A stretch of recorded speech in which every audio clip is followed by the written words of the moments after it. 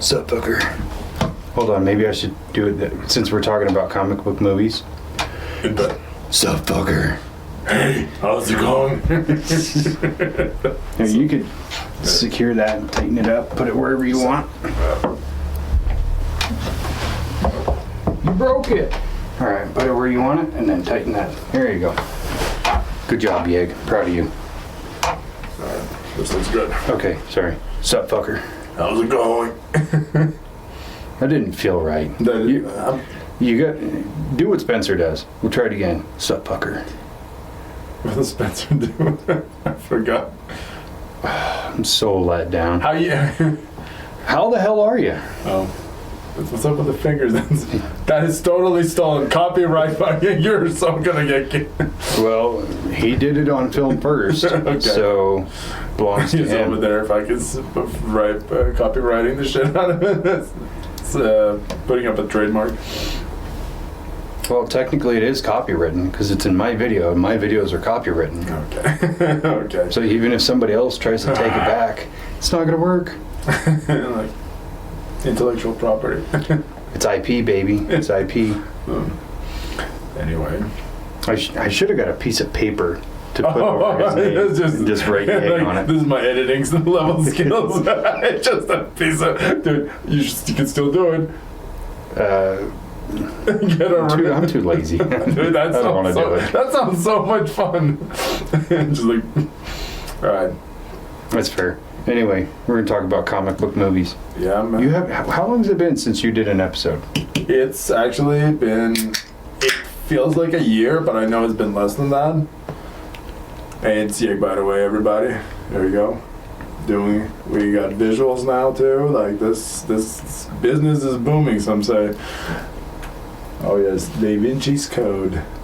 Looks beautiful. No, I don't care much for that one, because, like, the lettering is hard to read. Well, I know what it says. I know what it says, too. Yeah, it's... But yeah. These, though, those are sick. Oh, yeah. A real podcast now. Yeah. Just like and subscribe. I'm a real boy.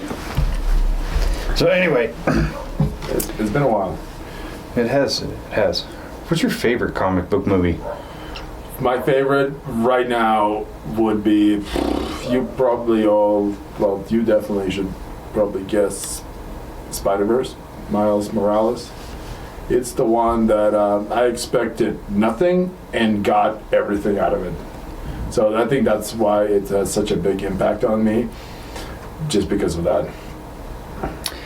Yeah, when I saw the trailer for that, I was like, meh. Not so, yeah. And then you watch the movie and you're just blown away. It's so good. I am a fanboy of that show, and like, it is definitely. I shouldn't be. This is not my style. Like, this should not be on my one of the best comic book movies. And it's animated, but I still consider it a movie. The movie's a movie. Yeah, it's it has a different impact on me, and part of it is definitely it pushed my expectations to that, like comic book style, the way it was made, it was just beautiful. The soundtrack was amazing. The Miles Morales, the one Spider-Man I know nearly nothing about, was even better because now I got to learn about it, and just really good. I think the cinematography in that movie is just beautiful. Acting. Like he's falling, but the shot is inverse. Oh, yes.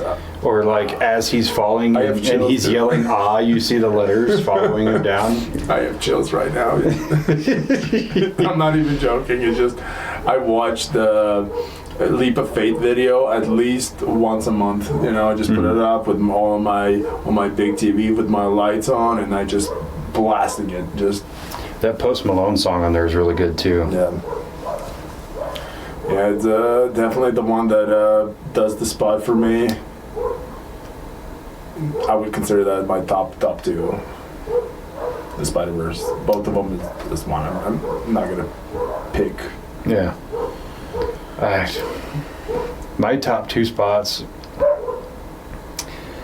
Batman Begins and Logan. And Logan. I'm a man of culture. No, I get it. Logan was an amazing movie. just, it's one of those Fox was just shitting the bed.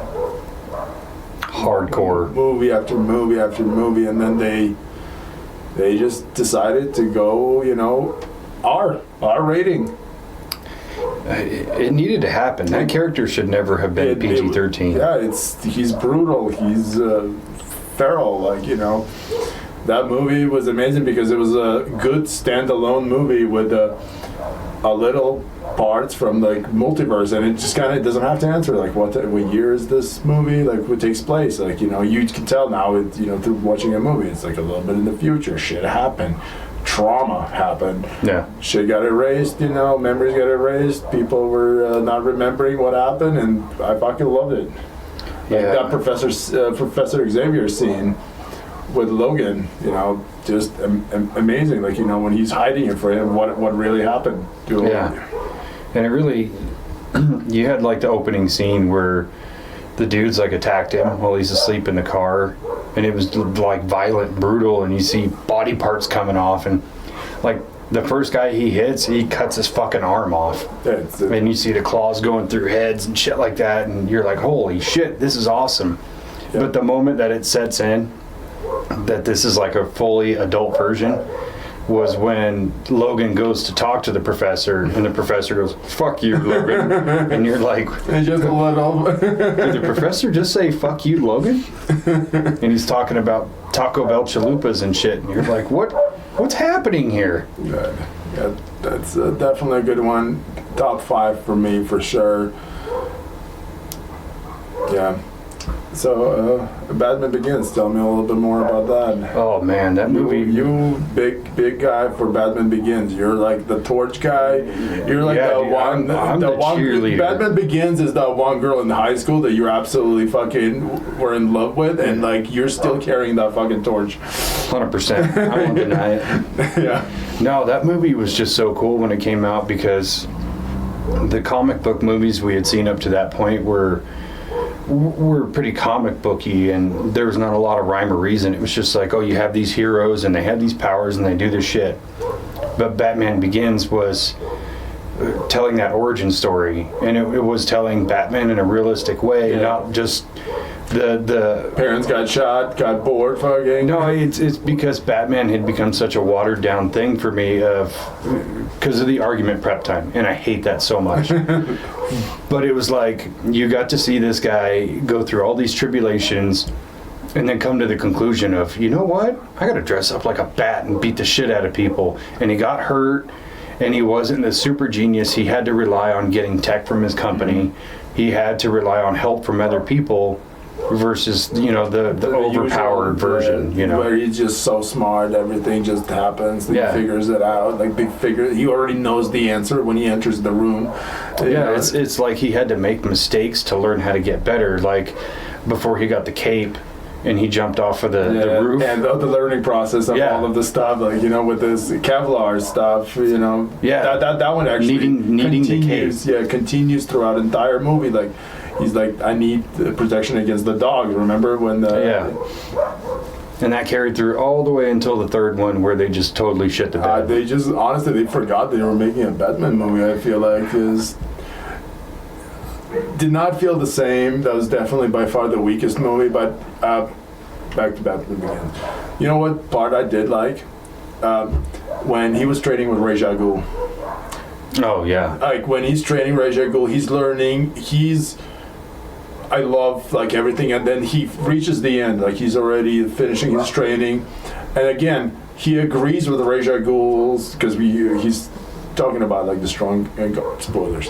The movie came out 20 years ago this year, just destroying Gotham, and he agrees with Ra's al Ghul to a certain point, but that was just a step too far for him because he's training, he's what is that? League of Shadows. League of Shadows, yeah. How they operate, and he most of the time he's agrees with their agenda. Yeah. Except when it came to his own city. Yeah, and that's what. What separated him from one of the best scenes in that movie is that moment where, in order to take his place in the League of Shadows, that he was going to have to kill this dude, And it was like in the moment you could see where he kind of makes a decision to go, this isn't right. And he's telling him, like, this is what you have to do. You know, criminals won't share your sentiment for, you know, laws and things like that. And he goes, that's why it's so important. And that moment just defined that whole character. Yeah, it's one of the things that I'm going to talk about today is the morality of those superheroes. What does it mean? Like, what kind of characters we like? What kind of characters you would improve?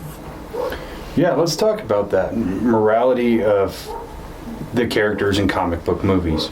So, yeah, let's... what kind I like? I like the ones who have moral dilemmas, you know, about doing between bad and bad. And, like, they have to pick. Something is going to happen. Sometimes there's no third choice, you know. That doesn't matter.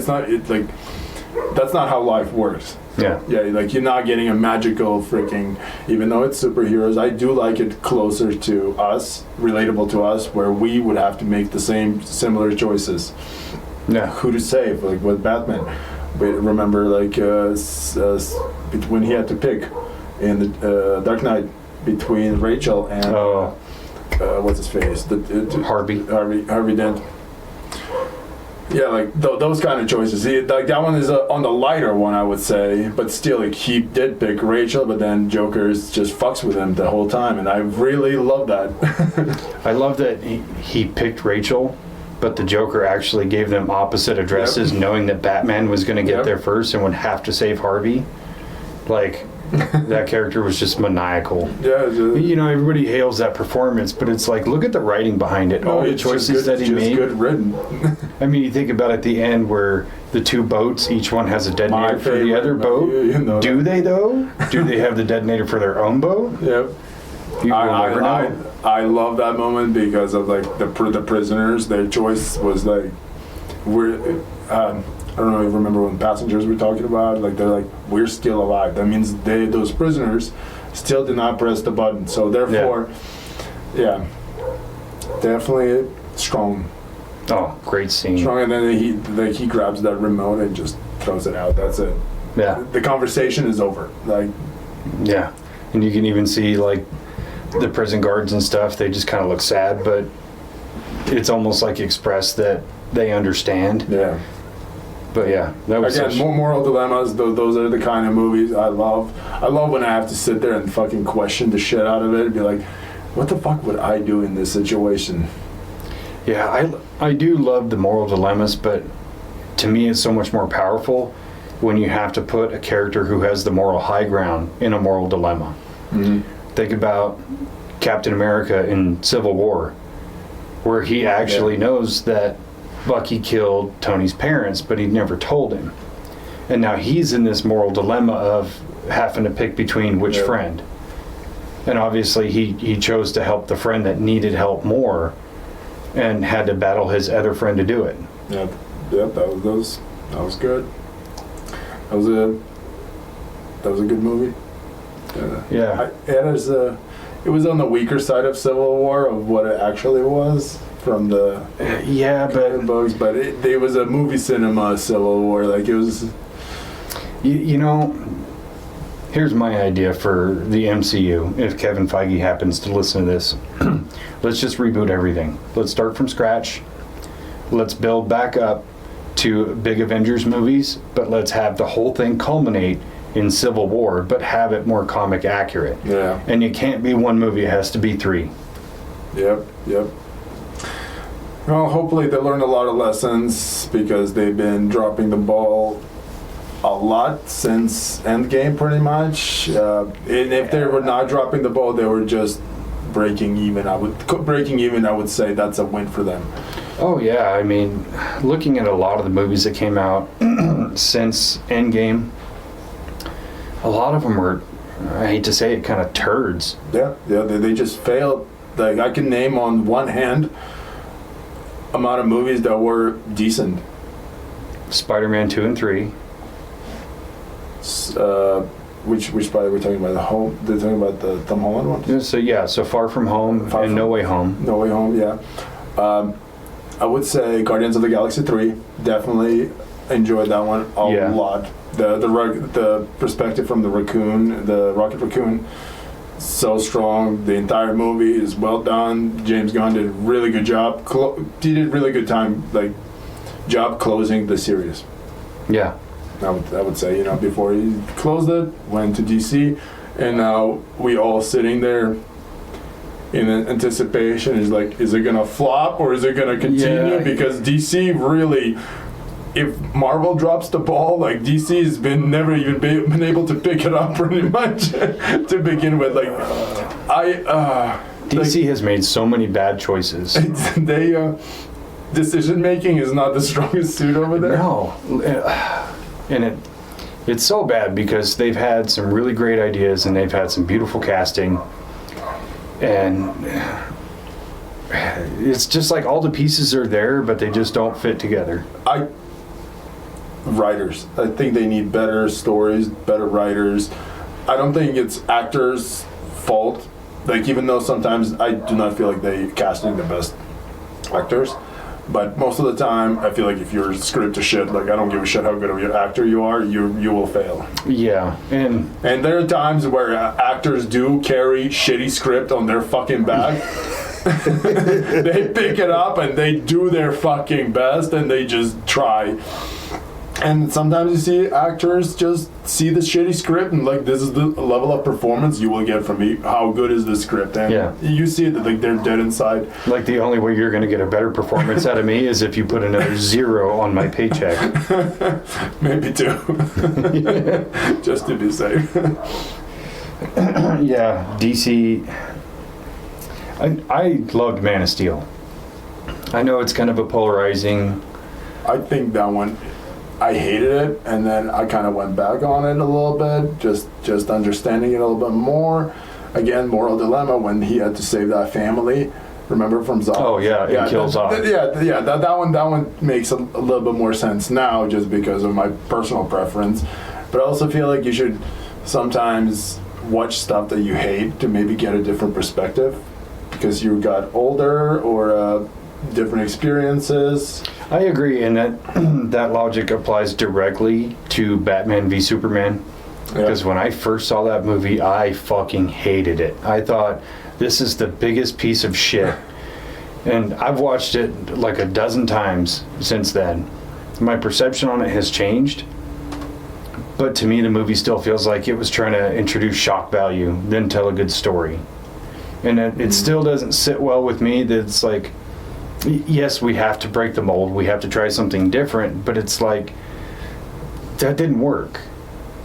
Granted, now, I would still love to see Zack Snyder's Justice League 2 and 3, because I'm curious if, like, I know the plot. You have 12 hours somewhere? I could find 12 hours. Well, having seen the plot line and knowing that story went so askew from what we're used to, it's like I kind of wanted to see it get finished out.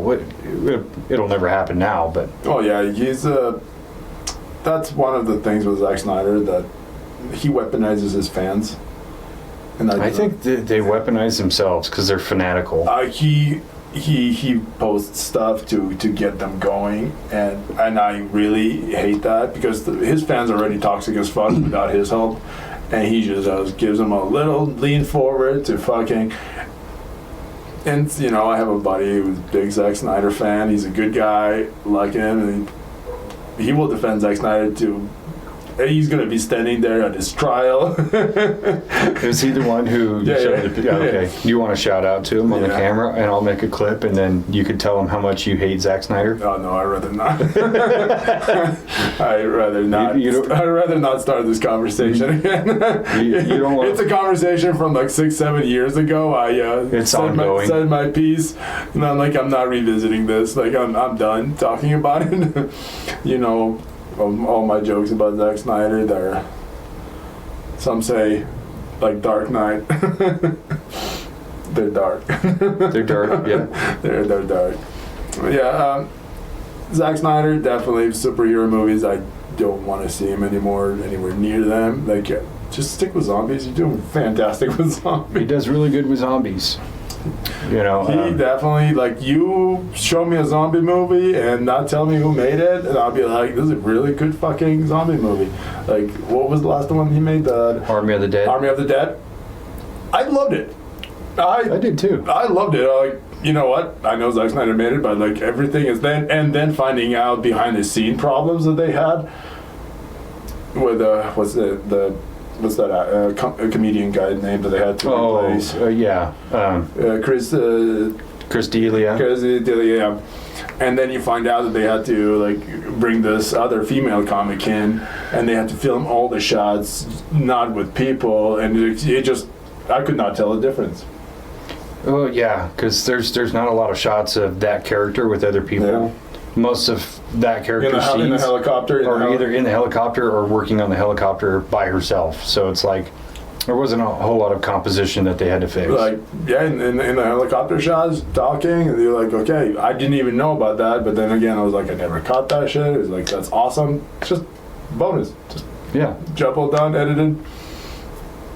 Yeah. So kind of move on past that. We'll talk about comic book fatigue. Ooh. Comic book movie fatigue. Do you think that's a completely real thing? Do you think we're ready for invigoration? It is a fatigue, but at least for fans of comic book movies, because when you're eating shit for years now, you get tired of eating shit. Yeah. And then, you know, recently we got Deadpool, and, you know, all of a sudden, like, our shitty meal ended up being like a fucking A1 steak, fucking fantastic food.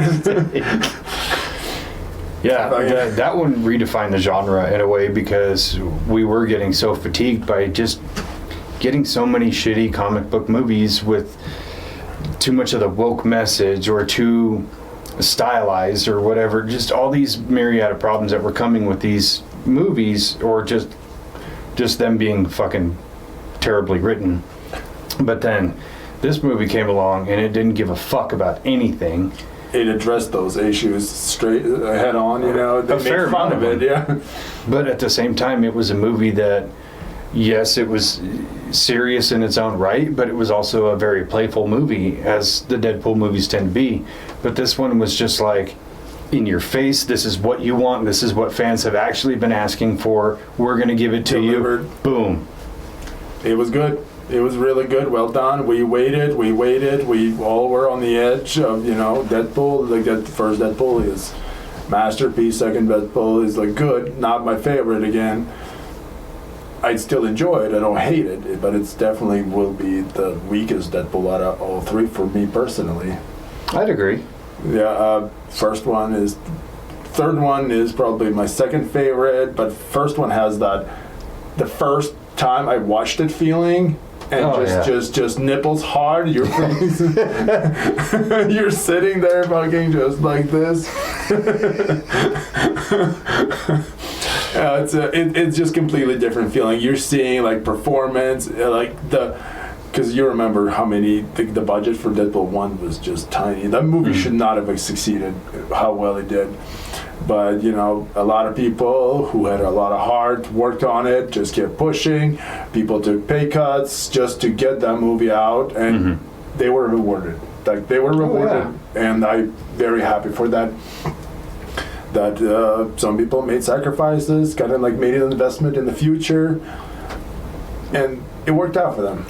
You don't see that often now. Disney just throws a big check at their problems, and they think that's gonna fix it, but all it does is just makes them less money because they overspend for shitty script. Yeah. And then now you're in negative, and they're like, why are we negative? And I'm like, because you're fucking retarded. Well, and I think a lot of the actors in a lot of these movies help kind of bring about that fatigue. You think about like Brie Larson as Captain Marvel, and in Endgame, I'll say I really liked her in Endgame. She was interesting and cool, and you only saw little snippets of her. And then you see the first Captain Marvel movie, and you go, it's kind of a cut and paste by the numbers movie.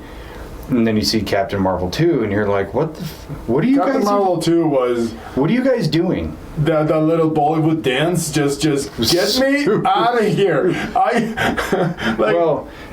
Also into that point is because she's kind of a polarizing figure in and of herself, where it's pretty widely known that she didn't get along with any of the other cast members. and she's kind of an idiot. She's very nice to look at, but she's kind of an idiot in real life. From what I can tell, she may be lovely. I don't know, but always trying to push the message and push all the woke things and trying to draw attention to a lot of problems in a very negative way. Yeah, I understand.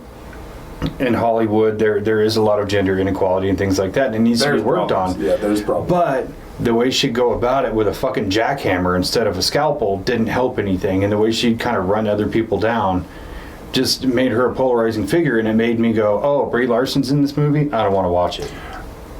Yeah. Captain Marvel, first one. One of the movies that I only seen once. I went in movie theaters because during those times I would go to movies a lot. Just any new movie, would go see it. This is one of those that I went and saw it. Enjoyed the shit out of the cat. I think Cat was by far the best actor of that entire show. Samuel L. Jackson was second, and and that's it. And for me, that was it. Hey, no. Coulson, Phil Coulson always takes third, even though he's only in the movie was, 29 seconds. 30 seconds in there. Like, how'd you get that scar? Yeah, no, I think, the actors definitely played into the fatigue of it, especially when that actor's not diversifying in any way. They're just kind of playing the same roles or trying to milk out that character too much. And it's like, if I believed you had some range by doing another type of movie, I might like this person better. But then Marvel especially got into the whole woke thing. They just kept pushing, and it just more and more and more. And I feel like it got to the point where you're like, I just don't care anymore. Like they're just forcing you to like look at that with all of their movies. Like they made Miss Marvel, the TV show. Like, did I enjoy it? Like, I watched fully from the beginning. So even if like I didn't like it, I still finished all of it. Like I was not one of those people who quit. I still like to see the ending. I watched it. I will never watch it again. How to say how I feel about it? You could say they're very beautifully done. Like in terms of you can say you're racist. It's okay. Cinematography, it was really beautiful, but I felt like they were just pushing it a little bit too hard on that show. And I like it more when shit is just more natural instead of being like fed to you. Yeah, I've always believed, even with the woke stuff, there was a way to put it into these different productions without it being like right in your fucking face like the whole time. You need a colored person to play this role. Or you just said colored person. Whatever color they are, whatever shade of white they are. No, yeah, I don't really have too big of a problem with race swapping. If it makes sense, you know. Yeah, I did have a problem until I saw a lot of actors perform really good. Like the big one for me was what's his name, the detective in Batman, in the new Batman. Jim Gordon. James Gordon. They swapped, made it black. That was one that nobody cared about because he's a really good actor. It did really good job on the role, and I was like, this is awesome. And they weren't like, Jim Gordon's black, accept it. It was just like, hey, we cast this guy who's a good actor. Yeah. We didn't give a shit about what ethnicity he was. That's how it should be, instead of your acting skills over what race you are.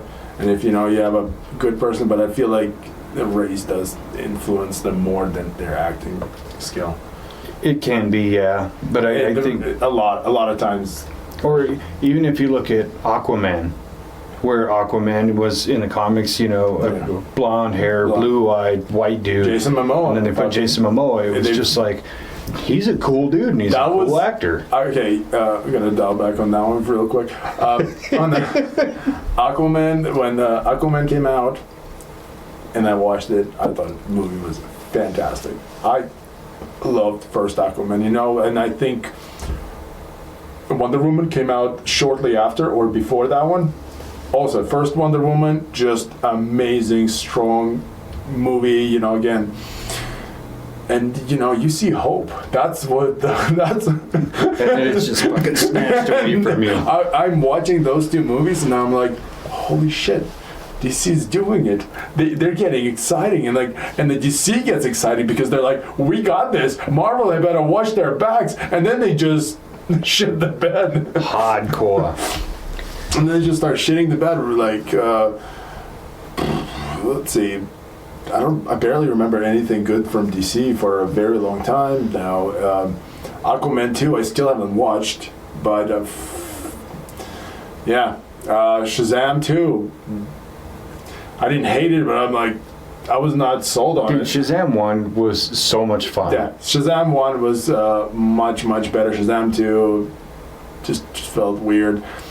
Peacemaker was by far oh my god the greatest. This is one thing I was negative about. Again, I love being proved wrong. I feel like that's what it is for me. I love when I'm negative on something, and then I watch it, and again, I just because I hate it does not mean I give it a I'm being critical about it. Like Peacemaker was one of those I was like, I don't think I'm gonna like it. I watched the show. I'm like sold on it. Weekly, watched all of it, happy, 10 out of 10, one of the best show, would not, can't stop recommending it. Again, James Gunn made it. Well, that's like the only thing he's keeping from the DCEU into his DCU. But yeah, Peacemaker was so much fun. Peacemaker was just... I can't kill a person if the gun doesn't have the Dove of Freedom on it. just good, because you get to see his... point the Peacemaker's point of view, and it's ridiculous. It's just he's a patriot. He loves his country, and he says some absolutely horrible stuff that like that a lot of people would not stand for it. Like that if that's what you're doing to protect it, like you're not exactly a nice person, but he doesn't care. Yeah, like that scene where the neighbor was like Batman has a cohort of villains or coterie, whatever word he used. And then he turns around and he's like, Batman's a fucking pussy. Let me explain this. And he goes off into this tangent, and you're like, he's got a point. Yeah, like these people just keep getting out of Arkham and keep killing more people. They keep causing more pain. If Batman would just fucking kill them, they can't hurt anybody else.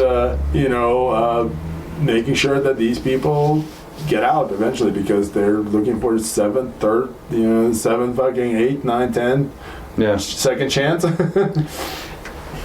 So, what do you think were like the game changer comic book movies that really just like manipulated the landscape? I feel like the correct answer for that one would be Spider-Man movie, the Tobey Maguire one, but not for me personally. For me personally, it would be first Iron Man. It set up Marvel. Yeah. For the MCU, for sure. And God knows during those second stages of Marvel, there were hit and misses. They were not all Iron Man level. They were like, I don't want to say bad because at that point did not have anything. So like a crack addict, you're just getting whatever you can get. Like we had First Thor, which is okay. It was fun to watch. That's about it. Like Dark World, we had Dark World. I was very negative until all of the other Thor lore came out. So Dark World was. I never hated that one. I was like, it's okay. For me, I hated that one until now. I have a little bit different. Now we hate Love and Thunder. yes, that is correct. First Captain America, did not like it as much as I thought I would. Mm-hmm. But again, not bad. Just for me, it was good. I definitely enjoy more. Okay. You know what? Captain America is his stupid outfit. That's what bothered me entire. Which movie? The first Captain America. I kind of agree. The really light blues with the brown, it worked, but it wasn't cool yet. Yeah. But when you think about the time frame of it, he's wearing this costume in the 40s. Okay, I get it. That one just bothered me a lot more. I wish he would they would take the mask off or just have him without a mask most of the time. Just that one would feel better. But then again, you get, what's the next one? Winter Soldier? Holy That was a game changer for the whole Winter MCU. Soldier was so good. The fighting, like Captain America, like, you know, that scene on the boat, Oh yeah. fighting like Black Widow over there, doing her own mission for Fury. He's over there I'm saving multitasking. hostages, and you know, and then he catches her doing different stuff, and then gets in a little argument with her while they're in the firefight. Mm-hmm. And you know, they're arguing, but then they have to stop just to, you know, take care of the situation. And you know, yeah, like Captain America morals, you know, like just pure good, and I enjoy that. Yeah. He's kind of like what Superman is, just with not so, like, powers are not the same, you know. Yeah. And I do think the Winter Soldier was a big game changer for the MCU, not for comic book movies as a whole, but I think at that point in time, Marvel was doing something really genius with their movies. They weren't trying to make superhero movies, they were trying to make genre movies with superheroes as a star, because you think about the Winter Soldier, that's more of a political thriller than anything. Ant-Man is a heist movie starring a superhero, and there's a few of them that are like that, and they didn't apply that formula to all of them, but the ones that they did apply it to, they worked really well. Like the first Ant-Man is really fun. Yeah. It's entertaining. It's actually, again, another one of those that are a lot better than I would think. Like, it's an Ant-Man. Like, how fun you think, but Paul Rudd did fantastic job. Yeah. That one is a Mexican friend. That, like, he is the star of that entire show. The fact that they did not put him in the third one was a crime. They all should have been arrested, because when he was like telling the story, like the way he recaps the story, so good. Oh, so good. I don't know why, like, when after Endgame came out, they didn't open a movie with him just recapping the entire MCU. Or just recapping what happened to Scott Lang, you know? Yeah. Just, you know, just do a little... And then a rat accidentally pushed the button and it kicked the dude out. You know? Like, yeah, that... Holy shit, that's fucking funny. Yeah, definitely a good laugh, and which is good. Like, I love when a movie makes you genuinely laugh, not dumb humor too, because, you know. Yeah. Well, I mean, dick and fart jokes are funny, but when you can write something that's clever funny, it lasts a lot longer. Yeah. But yeah, I think Tim Burton's '89 Batman, that was a game changer, because up until that point, you had old serials, you had the 1960s Batman show, and then you had Dick Donner's Superman, which was a huge movie, and to me it's still one of the greatest comic book movies ever, but the sequel started to kind of drown. And then you had the like Lewis show. Well, that was afterward, but in the 80s leading up to the Batman movie, you had like Canon Films was out there making really shitty comic book movies. Like they were doing a Captain America, a Fantastic Four, just like these quick and dirty.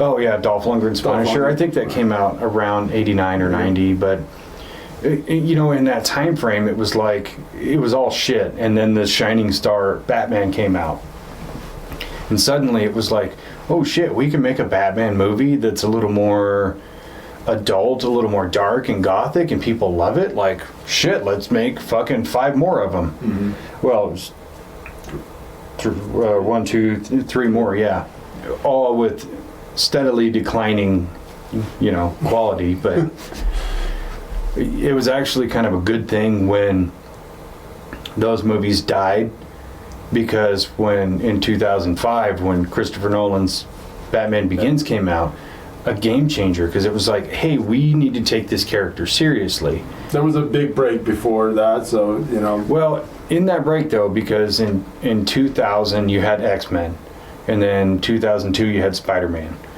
and there was a couple more of those movies that came before Batman Begins, but and they you know, they were huge box office successes and things like that, but they weren't kind of like genre defining as much as they should have been. Granted, from X-Men, everybody loved Patrick Stewart and Ian McKellen as Magneto and Professor X, and then people absolutely adored Hugh Jackman. And everybody loved the Spider-Man movies, even though to me they're not as good as the Spider-Man movies we got after. I know that's heresy, but No, that's a difference of opinion, and that's all. Like, I do not like Tobey Maguire at all. Like, did I enjoy watching those Spider-Man movies? Oh, yeah, absolutely. I love the first one and love the second one, and then the third one is kind of there. But then, we've got a break. Then we got Andrew Garfield's Spider-Man. which that's my favorite Spider-Man. I love those. Like, that, the shame is they never made the third one. That is the biggest shame. Like, of give him another shot. But I guess was it Sony, right? Sony, they just did not want to take a chance, even though first one was really good. Second one was really good too. Like, it had no problems. Like the scene with Gwen Stacy. Oh man! And like how accurate it was. Chills, dude. I hate it when people talk shit on that scene, because like the one thing they gravitate toward is like when the web comes out and it looks like a hand, and it's like, how do you want a web to look? They're not perfectly symmetrical all the time. I love it because he catches her and then just smashes her head on the concrete, and it's also like it can happen. He's not perfect. Plus he's just a kid too. Yeah, because in Spider-Man 2, he's like 18. Yeah. So he's only been Spider-Man for a couple of years at this point. He's not really honed in, and he's not fought like a bunch of big dudes and things like that. He's still very immature. And he experienced this loss pretty much in every movie too. Like yeah. And you know what though? When they brought him back in No Way Home, I know I'm biased because he's my favorite Spider-Man, but when he got all these redemptions, like when he saved MJ, holy shit, I almost started crying watching that movie. That was another surprising, that putting all that was a big risk for them. Huge risk. But it really wasn't. It paid out though. It paid out hard. Like, people enjoyed it because even Tobey Maguire was like really good in that one, because he's much older now, Spider-Man. Like, he's the Spider-Man with experience, because they and it just felt different. And watching Tom Holland's Spider-Man right there at the end, getting like revenge, getting angry at the Green Goblin. Yeah. Dude, that movie was kind of falling flat up until the other Spider-Man came in. Then it was like, this should have been the whole movie. And I know they try to protect the secrecy of that movie as much as possible, despite all the leaks and everything. But if I had no idea that the other Spider-Men were going to be in it, like if they didn't show anything that would have led to it. Show your pants right there. Oh, dude, I would fucking came in the movie theater. It's I mean, I remember going to see that movie with Chewie. Yeah. So it was me and Chewie and Callie, Chewie's wife. And Chewie's sitting right in the middle of us. And the whole movie, anytime something happened, I mean, the very first instinct was when they're in the apartment and they're talking to Matt Murdock, and it was a whole lot of oh my god. Oh, Matt, that actor too, for Matt Murdock. He's perfect. He is such a good. He's such a good actor too. Like, just learning how to speak without like he's staring, like he's blind. Like I forgot what movie he was in or TV show, but he had to film a scene. But then he forgot that he's not Daredevil. Oh, so he's just like this. He was blank stares, and people were upset with him about it. But I get it. Like, he's just got used to playing that character. Like, he had to learn how to be a blind person. Like, well, could have just hired a blind person actor. But yeah, I definitely like him, and I'm happy he's coming back. I'm very excited to see this new Daredevil that's supposed to be dark. Yeah. And I like that about Daredevil. Like, I do not want to see happy shit. Like, I want to see that gritty Punisher style Daredevil. Yeah. So here's a model of kind of genre-defining comic book movies. Is not the classic comic book movies, but other graphic novels that have been adapted into movies, like The Crow, 300, V for Vendetta, even to an extent Watchmen. Okay. So I think those movies also really help bring the comic book movie genre, revitalize it, make it a lot better. Because, case in point, 300, where it's loosely based on a historical thing, but it's so hyper stylized that it got you interested in it, in the fact that you could watch the movie and go, I wonder how much of this is real. I can tell you right now, Zack Snyder made 300. Did a good job. I love that movie because of the fighting scenes. Obviously, some of the slow-mo scenes could have been maybe less slow-mo, but overall, like every scene, remember when they were building the wall with corpses of Persians? Like, so good. The arrows that block out the sun, they're just standing there laughing, like they're getting covered. You had to say it, didn't you? It just, the scenes, like the final Leonidas scene too, when he's like slashes the God King's face. Now he's not so perfect because he's been walking around like pretending to be a god. He thought he was a god, believed he was a god, but he kind of like fact checked him real quick. Fact checked him. I dig that. Well, one of those that I mentioned, The Crow. Yeah. That was a big game changer for, I think, everybody, because it was such a dark and gothic concept. I knew you were going to do it. I was trying to brace for impact. The original, not the remake. Yeah, the good one. Yeah, the good one. No, I like City of Angels. The second one. I would have to rewatch, because I know there's fourth. Kristen Dunst was in the fourth one? Or is that a second? Third one. Third one. Yeah, I would have to rewatch it because they kind of all blended into one movie for me at the end. I've seen the first three enough to have a differentiation. I watched the fourth one time and I was like, this movie is a piece of shit. But yeah, that first one where it was like you could tell this very dark, violent story and make it interesting and palatable, and then people would actually want more movies like that, And plus it kind of, in a way, is like a homage to the 70s revenge movies and things like that. And it just had so many cool factors in it that I don't think had ever been seen up until that point. Like, that movie was a big gamble. Yeah. But look how it paid off. It's like a cult classic. It got remade into, that's the gamble. It got remade into an absolutely shitty movie. Yeah. And we had a pleasure of seeing it together, and at least we had a good time laughing. Not because of the movie was funny. It was kind of it was like a 60-40. Where 40% was laughter and 60% was just pure cringe, just like, Yeah, the trailer though, the trailer is a banger. Like 10 out of 10. 70% of that trailer is just the Post Malone song. Yeah, it is really good. But like just overall, all the action scenes, they put them in the trailer, all of them, because they couldn't find any more action scenes. Yeah, there was no action in the movie for a very long time until the very end, and then everything you see in the trailer, almost everything. There's a couple of the curb stomp. Oh yeah. No, when you actually see the fight sequence, and there's some pretty gory stuff in there, and the ending fight sequence is just a few minutes long, but it's definitely the highlight of the movie, and you can see 50% of that in the trailer. Yeah.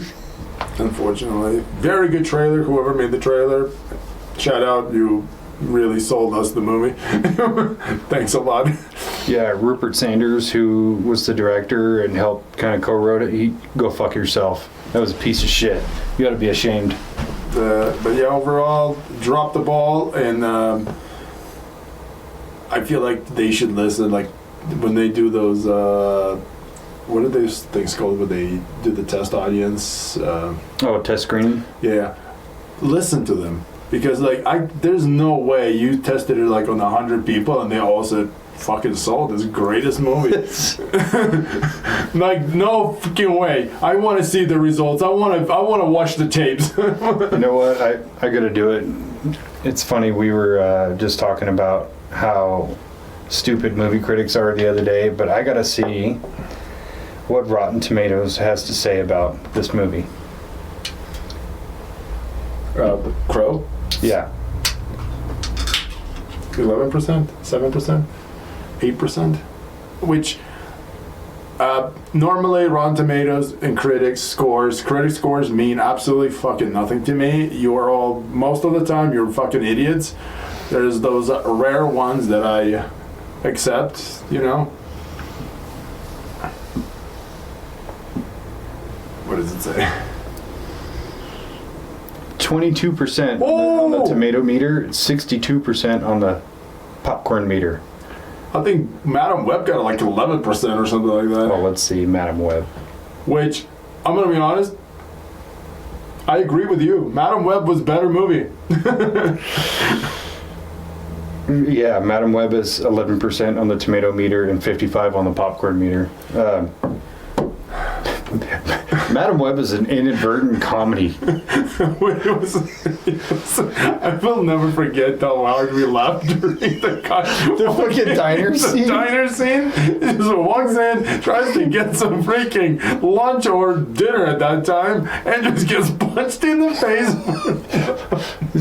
So for anybody listening, if you haven't seen the movie, there's like an evil kind of version of Spider-Man, and he's hunting down these girls, and he tracks them down to a diner, and as soon as he walks in, the very first guy in the very closest booth to the door, he just hits him for literally no reason. Just puts his head through the fucking wall. He's just like, yeah, I'm angry. He was like a child throwing a tantrum. But the whole movie is so fucking stupid.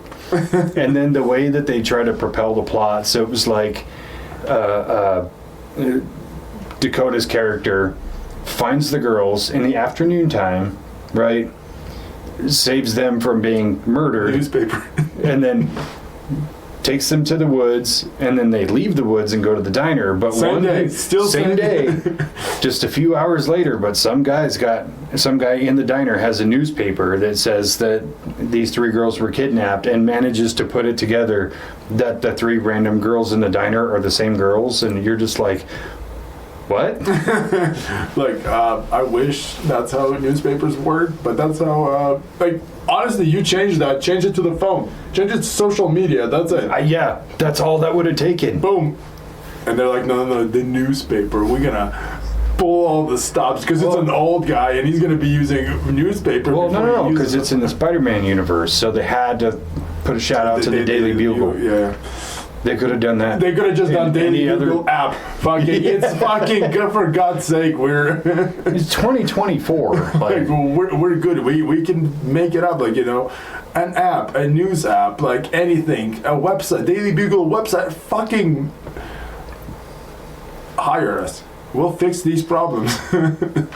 Listen, if you're watching this video, we can help you be great again. We'll make superheroes great again. I think we just need to start like a firm. Because me and Spencer joke about this all the time, where we get like ideas for silly shows and things like that. And we always joke about like, hey, you know, TV networks reach out to us, we got ideas and things. We'll just start a firm. So we'll have like an idea branch for new shit, and then we'll have the let me read your script and I'll fix it branch, where you pick up the Madam Web script and you go, you know, best case scenario for you, throw this the fuck away. Like those tax cutback, tax breaks. Tax breaks, yeah. They're not worth it. Hope for that. Just don't even pull it out. You know, just delete it from your whatever it requires for you to do. Just do it. Save some money. Yeah, I mean, if that was a thing and they brought in the script for The Crow, I'd sit there and read it, and get a. I would have a meeting with the director and the writer and be like, hey, so I read your script, and then just start beating the fucking shit out of them with the script. Like, are you stupid? Yeah, it's sometimes I wonder what goes through people's heads when they read that and they like absolute cinema.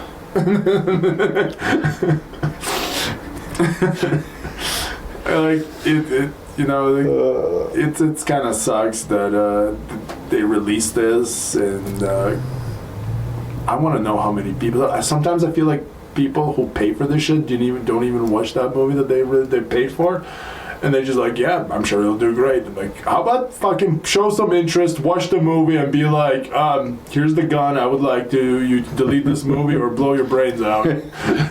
There's no third option. Moral dilemma. I'll be the hero. I'll take the loss on this one.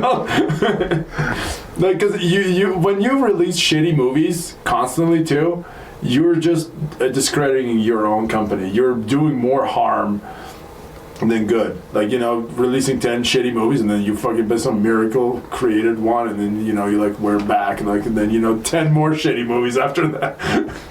Well, that director, and I'm gonna fact check myself here real quick. Okay. Yeah, it's definitely want them to everybody to show some interest, like just with Aquaman 2, like people told them multiple times, the movie's trash. Just fucking listen to people, please. Well, that's the thing too, is even kind of going back to, the woke stuff and all that. Like, you guys should have listened to fans to begin with. You should have just looked at numbers and go, people aren't digging this. Because even with like the Disney Plus shows that kind of came out like back to back to back, you had WandaVision, Falcon and the Winter Soldier, Hawkeye, all those shows that kind of whiz bang boomed out. People enjoyed them because it wasn't just an overload of woke shit, except for the one scene in the Falcon and the Winter Soldier. Do you know what scene I'm thinking of? No. So it's where Bucky and Sam are walking down the street, and as they're walking down the street, in the middle of the street, by the way, not on the sidewalk, and they're arguing, and these cops pull up, and they're sir, is this guy bothering you? And you're like, get the fuck out of here. Yeah. I remember that. That was dumb. Like, that was so forced. And they... Oh, almost as much forced as at the end game, the girl power scene. The most forced. I do get cringe every time I see that one. Like, that girl power is so bad. And then you watch the boys' girl power scene when 3 girls freaking gangbang the other girl real quick. The Stormfront. That was not forced at all. I felt like this is so natural right now. That did, yeah. When it was, what's her name? Yukio. Yeah. Is that it? The Asian, Yukio. Yeah, and then the Starlight and Wonder Woman wannabe. I forgot. Queen Maeve. Yeah, Queen Maeve. And they're just beating the whole shit out of Stormfront. They just gangbang. And everybody's just like runs up, like they're gonna help, and then they just go, I'm just gonna watch. Like that felt so natural, because compared to the end game scene, like, it's a good movie, really, really good movie, but that one scene it gets me every single time because they all pop out of nowhere. It didn't bother me, but at the same time, it made no sense of like, okay, cool, they're going to pay homage to the women of Marvel, but I'm not even going to pretend that it fits. I'm just going to let it happen, it's cool. I watched the video with they're like, how come Captain Marvel just didn't put the glove on and just snap to erase everybody? Like, she's strong enough to handle it. She could have fixed all that entire war right there by just snapping one more time. Let's say she takes some damage. She's definitely will survive the gauntlet. She's able to physically overpower Thanos. Yeah, she's with the glove, when he was with the glove. Yeah, while he's got the full glove. Yeah, I think she's gonna be okay. He's like, yeah, and then I saw all the anti-women jokes just come in out of nowhere. Like, yeah, just her thinking. It was a good one. Why don't you read us one of your questions you got? Pick a good one. Pick a good one. Let's see. Ooh, Let's see. Notes. Okay, a second. Whew. Put me on the spot, dude. Let's see. We kind of covered that one, diversity.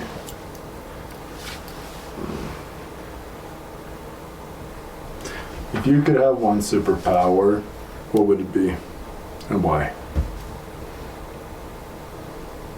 I mean, I'm already Kryptonian, so I already have quite a few. The Kryptonians? Yeah, I was born on planet Krypton. Okay. Damn, you're just going straight for overpowered. I feel like all of the powers are a little bit weird, you know, in DC, or like Superman is the safe one because you're getting like 8 different powers. Like you, okay, you're from Krypton. All of a sudden, you have all these abilities, like, and you're kind of sometimes afraid of one rock. It's very rare. it's an irradiated piece of a planet. There's a lot of that planet floating around. Yeah. I don't know. It's too hard to just pick one. If I had to pick one,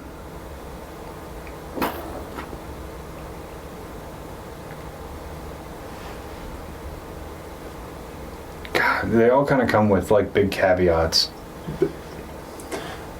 Well, I'll go. I would like not actual superhero, just like lightning ability. Like I really love lightning because that one represents speed and also flashy shit.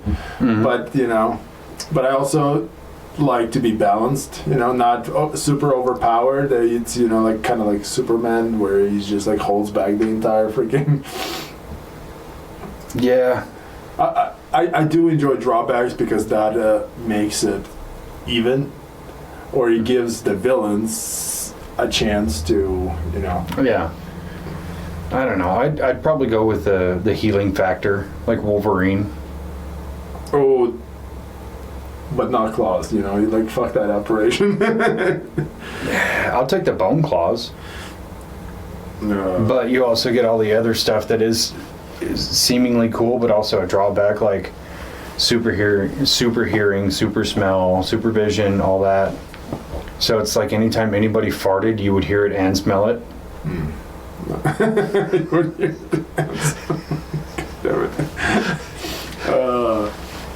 Alright, how about this question? What does heroism mean to you? Like in the superhero movie, what do you look in the... Oh, sacrifice. Yeah, the guy who jumps first and then, thinks about... Yeah, or, puts his own life in jeopardy to save somebody else, even somebody he doesn't know. Yeah. Or, willing to fight the villain till the end while everybody escapes, that sort of thing. Like, I think the heroism in those movies is the number one most important factor. What's your favorite scene from the heroism? Ooh. Like, what would you say, like, your favorite scene where the person self-sacrificed or... Oh man, this is actually way easier than it should be. I'm gonna go back to Batman Begins. Okay. Where he saves Rachel and the kid and puts them safely on the rooftop, and then he goes to leave, and she's like, you could die, at least tell me who you are.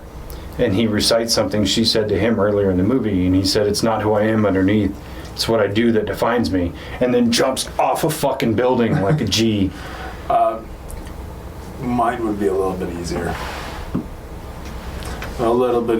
I would pick Captain America when he jumps on the grenade during the training. Beautiful scene, even though it was a dummy grenade. Yeah, there was a dummy grenade. That's when he was showing, like, everybody else ran away, and the weakest guy out of them all jumped on top of the grenade.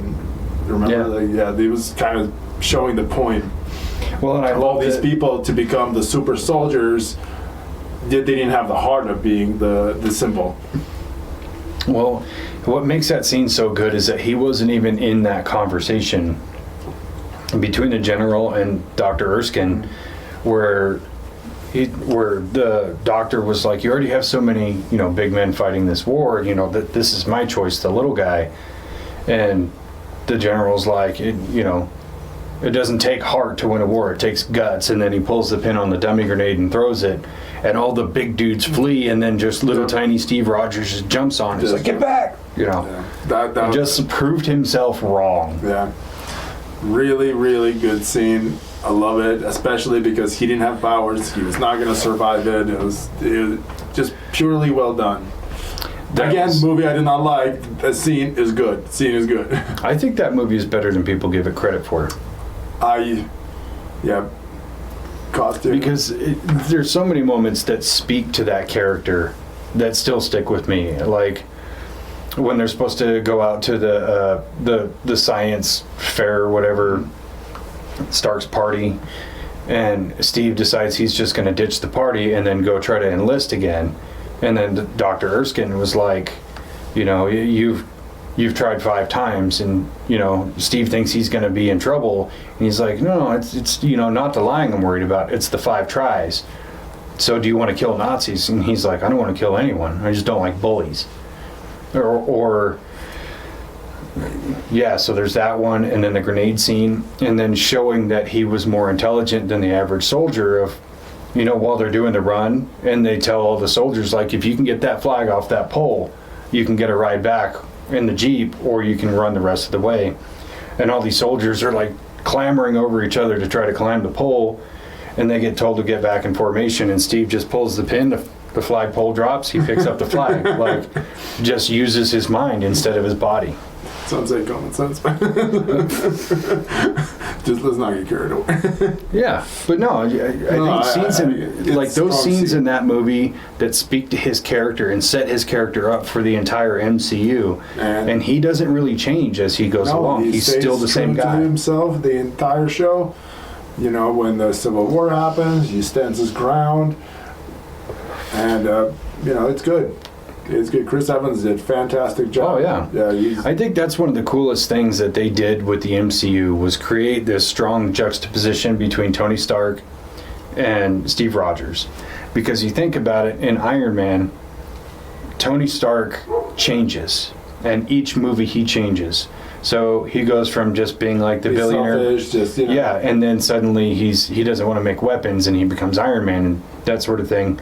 And then he's dying, so he kind of becomes selfish again.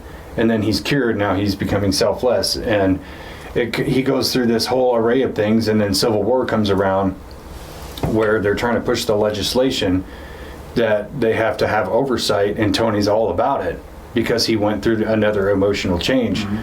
But Cap stayed the same person throughout the whole thing. So in every way they were kind of opposites, but they were still really good friends. Yep, definitely agree with you there. It was really cool. Plus, casting choices, actors, Wade, Robert Downey Jr., obviously, to this day.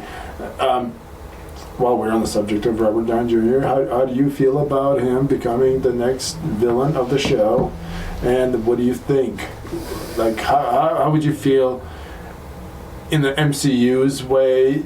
You have the same fucking guy playing Iron Man, so they would do a different variation of Tony Stark that became Doctor Doom, or how do you think they're going to cover it?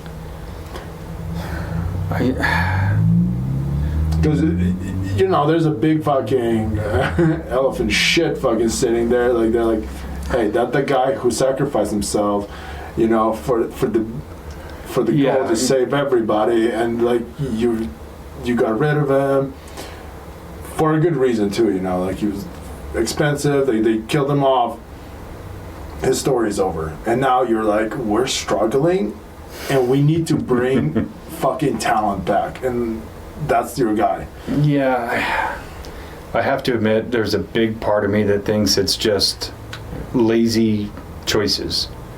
It's like a cop out. Yeah, very much a cop out. And if they keep him as Victor Von Doom and not try to shoehorn Iron Man back into it, keep it as a completely separate character, pull out of the old bag of multiverse shit, which is that's all they seem currently to be the only doing. way I can see them having same face, you know? Yeah, but they're also trying to do the same thing with Chris Evans. They're trying to get him to play Captain Hydra, and I don't want that. 100% do not want that. Mm-hmm. And even if they were to bring that character in, have him played by somebody besides Chris Evans.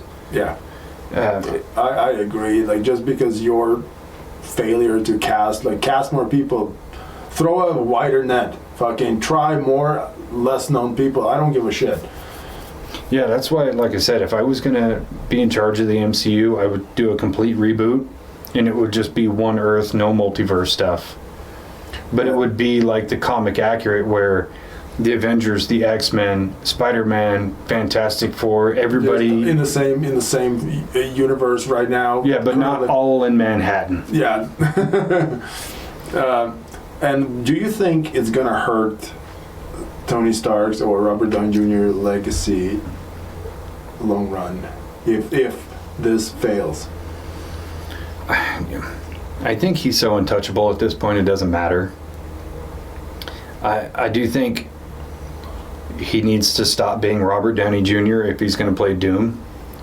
He needs to try something different. And I hate to say this because he's really good at what he does, but he's just really good at being Robert Downey Jr. Yeah. And yes, he's got other great acting accolades and things like that, but in terms of like playing a comic book role inside the MCU, he would have to differentiate really hard.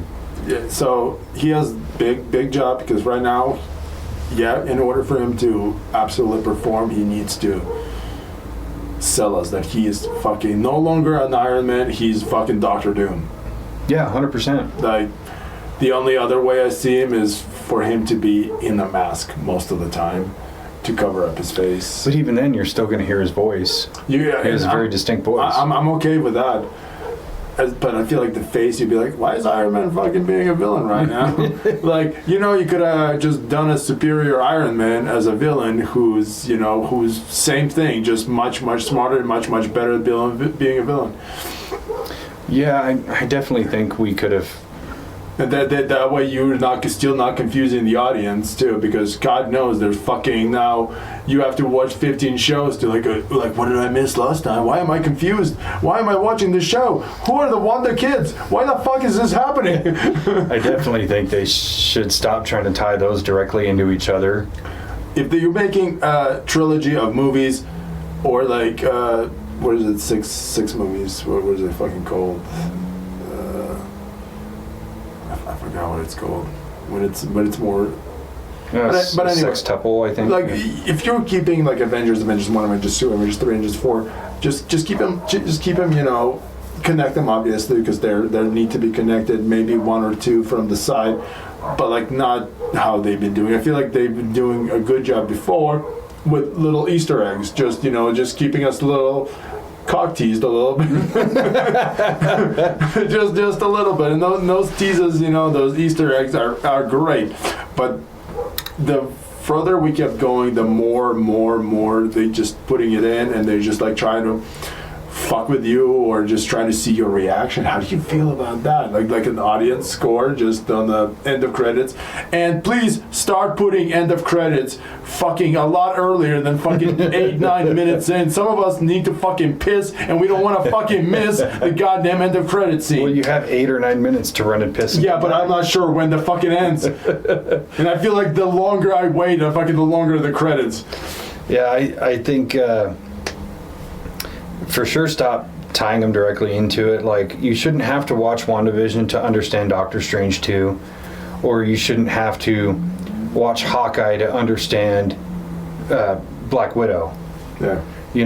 They should just be like a side thing, where the Hawkeye show, when it was about like, oh, we have to track down this costume and get rid of it to kind of protect Barton's identity and not tell the world that one of their greatest heroes was a fucking murderer.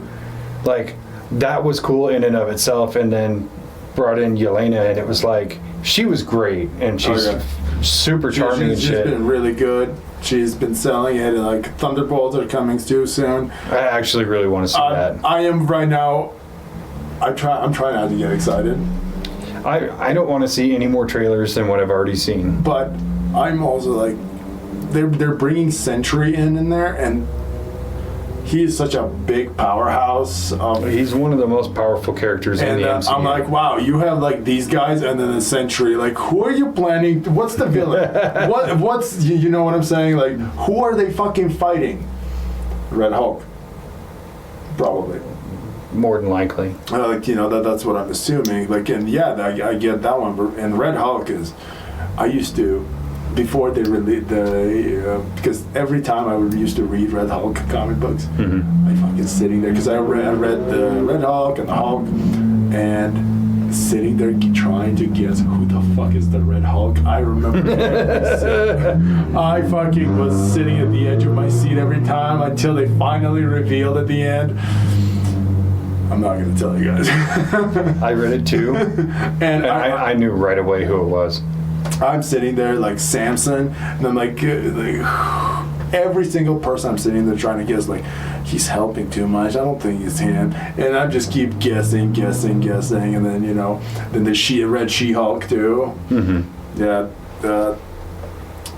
It's General Thunderbolt Ross. He's spoiled it. Spoiler. As though you didn't get that from the trailer. You listen, the first time for me, because it took a lot longer than fucking one movie. It was what, monthly pretty much, when the comic books were coming out. Just sitting there reading, and they did comic books too. Like they would release an issue, and then it would be from some other show you would have to read. And like, they created those spin-offs, limited series, and you're just sitting there fucking have to find the reading order to make sure you have all the data correctly. But I remember like how excited I was. You know, those are the ones I remember. Civil War was one of my favorites to this day, comic books to read. I never read the Civil War 2, but I've heard like the Captain America and Iron Man just swapped sides on that one, on the political. So Iron Man ended up being correct. I didn't read the second one. I thought the first one was good. First one was so good. It was kind of short for as big of an impact as it had in the world. It was about 50. I still have it on my computer. Yeah, it was only a set of like 5 or 6 short graphic novels. It was actually level. It was bigger because it was from different. It was not just event. Well, yeah, there was tertiary different books. comic books. No, I'm just talking the main Civil War line. Yeah, because there was, you know, X-Men had their own part in it, and then Spider-Man had a separate issue. Wolverine was on the hunt for Nitro. Oh yeah. Yeah, him when he blows up, and you just see the skeleton just sitting there with the freaking claws out, and like. That was good. I remember, like, because that was a big event. That was like pretty much a terrorist attack. Because, like, you know, the kids died. Like, it was during the day, and near the school, Nitro explodes, and like, yeah, completely different from the movies. Oh yeah. Nitro explodes, and you know, he kills a bunch of innocent people. And his explosion was a lot bigger than it usually is. Mm-hmm. Because he was like on drugs and shit, so that was like a setup pretty much. So let me ask you this question. What do you think about the comic book movies that are centered around villains? You'll have Venom, Morbius, Kraven the Hunter now, Joker. You just... Okay, first of all, I would not even put most of those. They're anti-hero more, like they're portrayed more as anti-heroes. They are, especially from what I heard of Kraven. Kraven is just a good guy who does a lot of, like, he's closer to Punisher than... In the comics, that's not the case at all. Not. He hunts monsters. That's his thing. Well, it's later he starts working with Morbius to hunt other because Morbius, there's a lot of development happens, you know. God, Morbius was such a piece of shit. I to this day still haven't seen Morbius. Oh, you haven't seen it? No, I haven't seen Morbius. No morbid time for me. You know how like Madam Web was fun to make fun of? You don't even get that with Morbius. you know what it did have? When the Morbid Time made Sony re-release the movie, they re-released the movie in theaters again because They're like, we got to recoup some of the budget. They're like, I think people really like it. We just need to retry again. Nobody and they just troll the shit out of them. I'm sorry. Anymore, I think casting Jared Leto at all is just a misstep. I think they failed hard with trying to get. First of all, doing that universe without Spider-Man was a dumb idea to begin with. Like, Venom is the only one on his own who was by far the best movie in that universe, you know. Yeah, but I would argue that the only reason those movies work is, one, Tom Hardy. Yeah. Because he's such a good actor and he's entertaining. And two is the comedy. Either you take one or two of those elements out, those movies are trash. Yeah. Venom had a lot going for it. Everybody else, though, you guys got fucked. Yeah, Morbius was trash. Morbius, Craven did absolutely horrible. Craven is one that I'll just wait until it's streaming. I'm gonna Adam Webb, I bought it and I was happy. I'm gonna be honest, purchased it. 10 out of 10. The humor, I got a good laughs, but mostly because when I was watching it with friends, you know, we had a really really good laugh. Like, we were feeding off each other, and that made the movie. I'm not gonna say better, but we definitely enjoyed it a lot more. The experience was enjoyable, Yeah. definitely so. I'm gonna probably ruffle some feathers and say I thought the Joker movie with Joaquin Phoenix was not that good. I've never seen. I refuse to watch. You haven't seen it? First one and second one, I'm just not touching. Oh, I'm it. sure the second one is hot garbage. Everybody says it's hot garbage. I've seen that it's a musical. I'm still gonna watch it just for the sake of. Like, my expectation is so low. If you do one thing right, I'm gonna remember it. For those villain-focused movies, I wish they did more, but just better villains. Look, you don't need to make like a superhero. Like, just make a villain movie with a villain. Do bad shit. Like, Yeah, make the villains do villain shit. And I'm gonna take it even further. The good guys lose. Make superhero movies but good guys fucking lose. And, you know, they don't always have to win. Like, that's all I have to say. Like, make it real. Make it like consequences too. I really love consequences. None of the fucking time reversal shit. A little magical potion.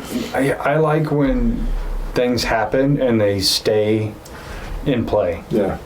I mean, it's kind of like at the end of Infinity War when the snap happened, and the first time you saw it, you're like, oh my god, and then after a week, you're like, no, they're gonna bring all of them back. Black Panther 2 was announced before that, so I fucking knew it's happening. And fun fact. He died. So Black Panther 2 did not happen. So fun.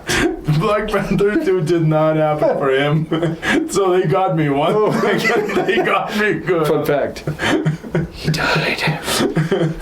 Yeah, if I was going to make a villain movie, let's say about the Joker, for one, he has to be doing Joker shit.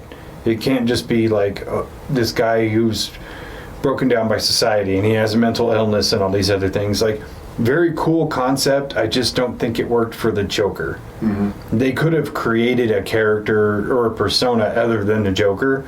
That movie would have worked perfectly.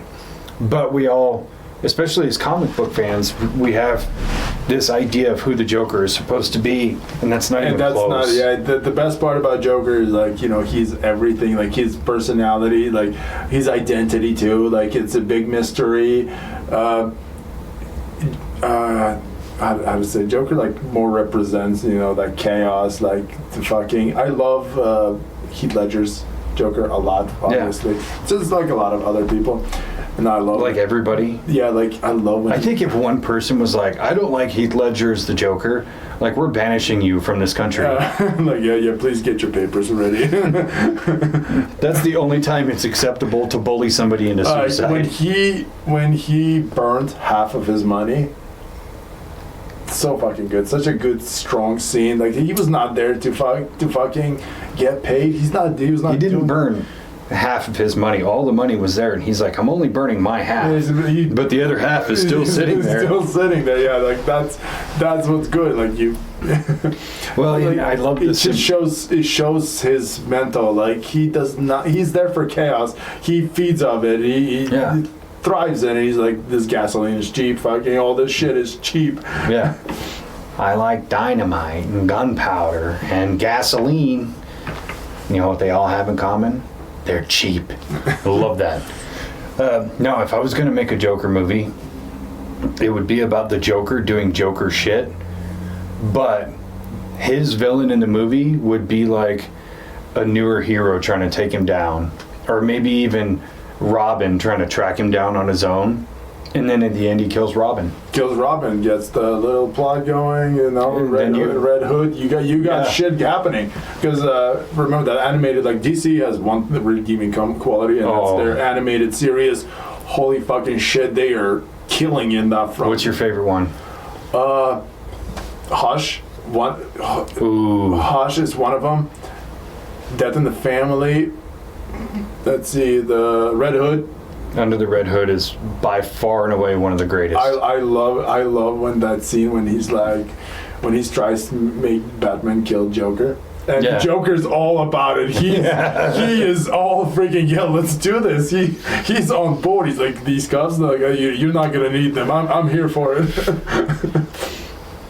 Yeah, plus the voice acting that they picked for that movie. Ackles was Red Hood. And they had Bruce Greenwood as Batman, which was, holy shit, an amazing choice. And I think the guy they got for the Joker, was it Joe DiMaggio or John DiMaggio? Can't remember. Really good voice actor. Actually really good for the Joker because he's a little bit different flavor than what you would normally get. Because Mark Hamill most of the time. Most of the time it was Mark Hamill. And that one kind of got watered down because I've been hearing it since I was a kid versus when other people would do it. It's like, let's see what they got. But Under the Red Hood, fucking phenomenal. Justice League War is so good. I forgot which one it's called. The one with Constantine. Dark Apocalypse. Yeah. So freaking good because like watching when they travel and like a lot of hard decisions. The Cyborg over there working for Apocalypse. Yeah. Not Apocalypse. What's his name? Fucking Darkseid. Darkseid. Yeah. He's working for him now. Has his mother hooked him up like just in pieces over there. Batman's evil and shit. Like. Yeah. Like. I also really kind of liked Justice League versus Teen Titans. Yeah. I really enjoyed that one. I can tell you right now, I was falling in love with Robin. Damian Wayne Robin. Like, that's my favorite Robin. He is such a piece of shit, and I fucking love him for it. But he is logical too. Like in the comic books for a very long time, he was just spoiled brat. He was portrayed spoiled, just kind of arrogant, extremely arrogant. And like the more time he spent with Batman, like the more he started understanding or thinking. He still was arrogant, but now he was a lot more, backed up by facts, because he viewed Batman a lot higher. Even though sometimes he did not understand some of his choices, he still viewed him like in that scene in the Teen Titans when Batman immediately poisoned himself to prevent himself from being an enemy, and like he judged the Justice League for not doing the similar stuff, unlike them. I also really enjoyed the kind of alternate versions, like Superman Red Sun. I thought was so cool. Soviet Russia. Yeah, or Gotham by Gaslight was really cool too. Yeah, but you kind of have almost an equal and opposite with Marvel, where they have Marvel's What If, which I used to read those comics because I thought they were so cool. Yeah, the zombie ones were the best. The zombie ones were really good, and I got to go back and rewatch like the last 3 or 4 episodes of season 3. But season 3 was kind of a letdown. Season 1 was a fucking banger. Season 1, the only one I did not like is Captain Carter's first episode. Everything else I love that one. I absolutely love. And Doctor Strange to this day episode is going to be one of my favorites episode. The zombie one, obviously. But yeah, the Doctor Strange one was just so fucking deep, and I loved it. And then they revisited it in other seasons. Yeah. Definitely enjoy this one. You haven't watched it. I've watched most of it. Like I said, the last 2 episodes. That's sort of the ones that I'm talking about. Oh, so yeah, I got to rewatch those. But some of the other ones were, I get Howard the Duck.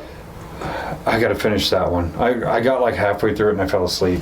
It's okay. That one. But I couldn't. That one is so freaking weird. I couldn't wrap my mind around how Darcy gave birth to a fucking egg. I think this the big. egg is like magical egg just appeared. I'm still. They didn't really cover it. They just kind of. I don't know. I'd never been jealous of Howard the Duck until that moment. Kat Dennings is top tier in my book. Yeah, that entire episode is bonkers. Like it's just all over the fucking place. I get what they're trying to do. They're trying to put more attention on the smaller characters, and like the Agatha and what's his name, Kingo episode. I watched it and I'm like, this episode's boring. I don't care about either one of those characters because I thought the Eternals was just such a lame movie. Eternals was a big failure. Another big failure. Marvel definitely stacked up some of these failures. Dude, they thought that was going to be a huge movie and it just tanked. I remember I went to see it and it was me and Brian and Chewy and we went to see it. I fell asleep during the movie. It's like, oh, good nap, huh? Yeah, I woke up like I don't think I was out very long, but I woke up and I was sitting next to Brian. I was like, I totally dozed off. Did I miss anything? He's like, nope. Nope. Go back to bed. Go back. Luckily, we have these awesome seats over here. So yeah. It's like, good thing it's a recliner. God, that's like the death of me is the fucking recliners in movie theaters. I fell asleep on only one superhero movie ever. Which one? Ghost Rider 2. That's not even the worst part. All of us except one guy fell asleep. We all passed out. Just to this day, never rewatched it. Do not know what happened. I used to joke and they call that Nicolas Cage's weekend project. They made a script over the weekend with his friends and decided to make a second movie, and they filmed it all in the same time. Yeah, they wrote it and filmed it in about a week. And I think the amount of money they used for the budget was the same amount that Johnny Depp would spend on wine every month. So probably around $20,000 or $30,000. So that actually kind of brings me around to another question. What do you think about anti-hero movies? Not villains, anti-heroes. So like Ghost Rider, Punisher, Constantine. I love it. Especially the Punisher series right now.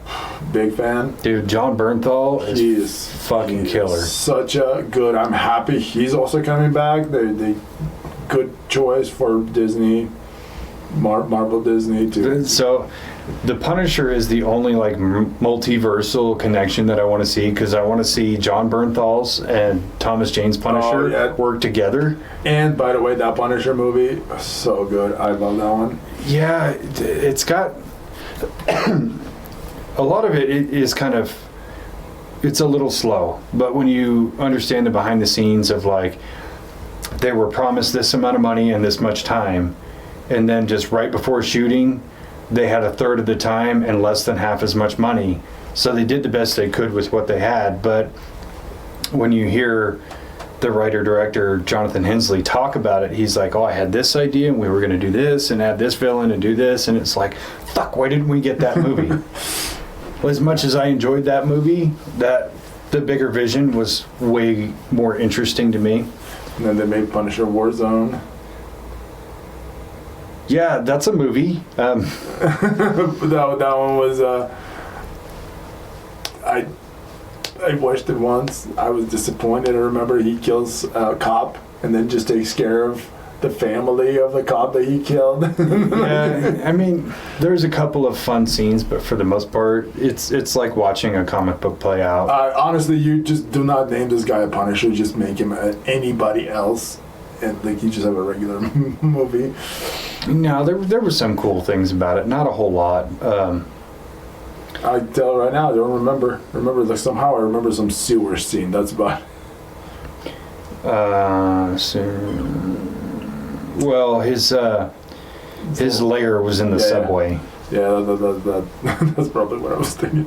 Well, it was such a fucking silly movie, and I remember like early on, Ray Stevenson. Ray Stevenson, he jumped up and like headbutted this dude, but with his face instead of his head, and so his nose was broke. And then he's in the car later on, and his nose is fucked up, and he like looks at it in the mirror, and he takes a pencil, shoves it up his nose, and breaks his nose back, and he's just like get the fuck out of here. Yeah. Punisher. Again, Punisher. I really like Punisher, the comic series. They're the ones I like during back to the Civil War, Punisher in Civil War. Oh my god, dude. I really enjoyed it because, heroes are fighting each other. There's villains of roaming. Nobody's doing anything. You just see Punisher over there hunting them down and killing him. Dude, I love that scene where these villains try to join up with Cap's side, so they're in Cap's secret base, and then the Punisher just comes in and just fucking blasts them and murders both of them. Cap loses his mind and beats the shit out of the Punisher. No, they were hunting down Spider-Man because Spider-Man abandoned. Well, yeah, they beat the hell out of Spider-Man and brought him to Cap. He brought those guys. He killed them, and then Captain America freaks out because he killed them, and fucking starts beating him. And Punisher doesn't even strike him back just because. Yeah, because that was his hero. He respects him so much, and he's just getting shit beat out of him by fucking Captain America. He's like, fucking best day of my life. He's like, this is the ultimate hero worship. Ow, ow. Yeah, again, yes, Spider-Man had a key role in Civil War. He was the guy who revealed his identity to the world, and then later saw the flaws of joining with Tony Stark, and then as soon as he questioned his stuff for a second, Tony immediately turned off his new suit and abandoned, because he tried to screw him over, set villains on him. You know what? Speaking of anti-villains, do the Dark Avengers. Oh, with Norman Osborn running as Avengers after the Skrull attack. I don't know how I feel about that. I know that's more comic book and not movies, but even in the comic books, it's like, I get it, they're trying something different. I think Green Goblin is kind of fucking lame. But he was he was not a Green Goblin, he was Norman Osborn. He was manipulating, he was using his money, because I don't even remember seeing him as a fucking Green Goblin in the Dark Avengers. He was just in charge of, because he took over for Iron Man because Iron Man failed with the Skrull invasion. He took over, started getting all of the Iron Man suits because he was using Patriot suit. Yeah, Iron Patriot. He was using that, and they started bringing Wolverine, the Daken, Daken, yeah. Wolverine's son got it to replace. Let's say they brought Ares too as a God of War with Sentry. Bullseye as a Hawkeye was really good choice, and then all these villains were just because they're not heroes. They kill civilians. And they had to cover up. They just had to run around and just do all these cover-ups, and that's what I found entertaining. That's what happens when you put a bunch of villains to impersonate heroes for the public, because Norman Osborn played that big role of Skrull invasion. Yeah. And so we'll come back to anti-heroes, but if you could adapt a big comic book storyline into a comic book movie, what would you pick? Ooh. Because you have so many really big ones. You think about we talked about Civil War, or X-Men's House of M. God Loves, Man Kills. I know which one. Which one? not X-Men versus Avengers, but it kind of leads into it, but the Cable one where he has to protect Hope. Oh yeah, Hope Summers, and I really liked that one because he got to the point where like X-Men tell him, like, Cable, we're your friends, like, you know, you can count on us, and he got at the point where he can only count on himself. He's getting hunted by Bishop, you know, because like they think that the child is like bad, you know, whatever, that it's gonna end all the mutants, but for like one side sees it as an enemy, the other side sees it as a hope. That's why she gets named. But yeah, definitely that one. And I would want a different actor to play Cable this time, more comic accurate. Yeah, it's hard to cast. It's not in comic accurate versions of people because most all the good guys in comics are like 6'2" and they're fucking jacked. Cable is difficult, especially during that comic, because he's even bigger than yeah, or even trying to cast a comic accurate Wolverine, which you saw in Wolverine and Deadpool, you know, the short king, which I always thought was kind of silly, but I understood why they did it at the time. Yeah, it's definitely fun, and I love how Deadpool pokes fun of that. They make it known, and I died when he hopped off that chair with his little legs. You're a short king, aren't you? It was really good. I would actually. So, did you watch Batman animated series in the 90s? Yeah, I know I'm just a little bit older than you, but that was still kind of popular at the time. It was still good. I remember it. I remember certain episodes. That's about it. Because it was on TV a lot, and I would watch it. Oh, I watched that shit religiously. But there was one episode that even when I was a kid, I thought this episode would make a brilliant movie. And it was the episode was called Almost Got 'Em. And so all these villains, you had like Killer Croc and Poison Ivy and the Penguin and the Joker and whatever, they're all sitting at this table and playing cards, and they're telling stories about how they almost killed Batman, right? And each story is really short because it's a 30-minute cartoon. Yeah. But I thought, how fucking cool would that be as a movie? But because you're telling it from the perspective, or from the perspective of each different villain, that they see Batman differently. So you could, let's say you had 5 villains tell 5 stories, cast 5 different people as Batman with 5 different suits. I see what you're saying. Warner Brothers, give me a call. Sorry, just solved your fucking problem over there. Yeah, and that's always the problem. Call James Gunn. With Siri, call James Gunn. Well, no, because actually Andy Muschietti is doing the Batman: The Brave and the Bold, which he's a talented filmmaker. His movies are really good. The Flash would have been a better movie if it was about a different character with a different actor, because that fucking guy, I can't stand him, Ezra Miller, and he's a psychopath. The fact that they released that movie, like, if you ever gonna take a loss, and they're like, Flashpoint is amazing, and they were trying to sell it to us for so long. They were like, Tom Cruise just went and saw that movie, and he said it's absolutely amazing, and they just all like just trying to shove it down our fucking throats, that movie, and people fucking have eyes. Fun fact, they saw it and they like, this movie's fucking trash. It was bad. It was really, really fucking bad. I'm not even talking about CG. It was like, Jesus fucking Christ, how bad it was. The only things I enjoyed about that movie was, 1, Michael Keaton as Batman one more time, and 2 was where was the prep time on that one, huh? 2 was Supergirl. I don't think they did her character justice, but I see like the actors filling out that role. That should have gone further.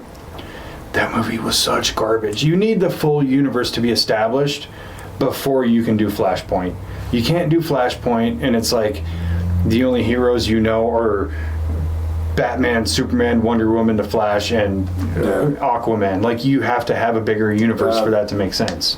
I watched it. Like, and the whole idea of younger Barry was just like obnoxious. I can't stand Ezra Miller by himself. Let's make 2. Now I have to see him twice. Like, this is what you...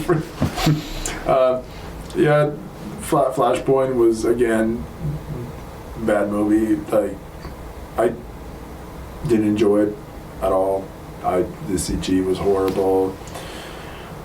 I watched it just to judge it. You know, and again, if it was a good movie, even if I didn't like movie at the beginning, I've been proven wrong, and I usually can say like, hey, you know what, I was wrong about this movie. I enjoyed it. I loved it. At bare minimum, the movie can be like, I did not hate it. I can watch sometimes a movie once, and I'll be like, I do not regret watching it. That's the one of those best backhand compliments you can give to a movie. I think that's a compliment in and of itself. Like, I watched it once. It did not waste my time. When I watched a movie and it wasted my time, and you're just sitting there, and in your brain you're thinking of all the shit that's just happening right now, and you're just building yourself up for all of this trash shit that they just keep throwing at you. I don't know, man. It's like when you go to the movies to see a movie and it's trash, you're so much more pissed off because you're like, I spent $19 on this fucking movie ticket to sit here and watch a movie that sucks. Might as well have fun. Yeah, I mean, that's what we did on The Crow, remember? Like, yeah, but I also kind of,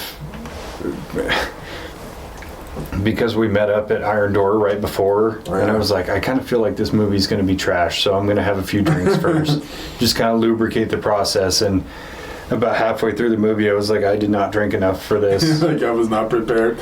So when the day comes where we have the movie review, where we sit down and watch it. Get some tall boys with you. Yeah, we're going to... Is the winter time is the best time to bring in tall boys. No, we're going to do it right here. We're going to do it on camera so that we can all just talk shit on it and make a funny video out of it. Yeah. There's one show that we haven't talked about yet, and you and me both enjoyed it. X-Men 97. Not exactly a comic book movie, but it's definitely deserving of a mention. And I know I've talked about it on here before, but yes, the continuation, X-Men 97, was so fucking good. It was chilling. Like, the first of all, let's talk about animation, the quality of the show. Oh, way better than the original. It kept the style of the old show, but modern, which I found it beautiful. Like, a lot of times, it felt like watching a movie.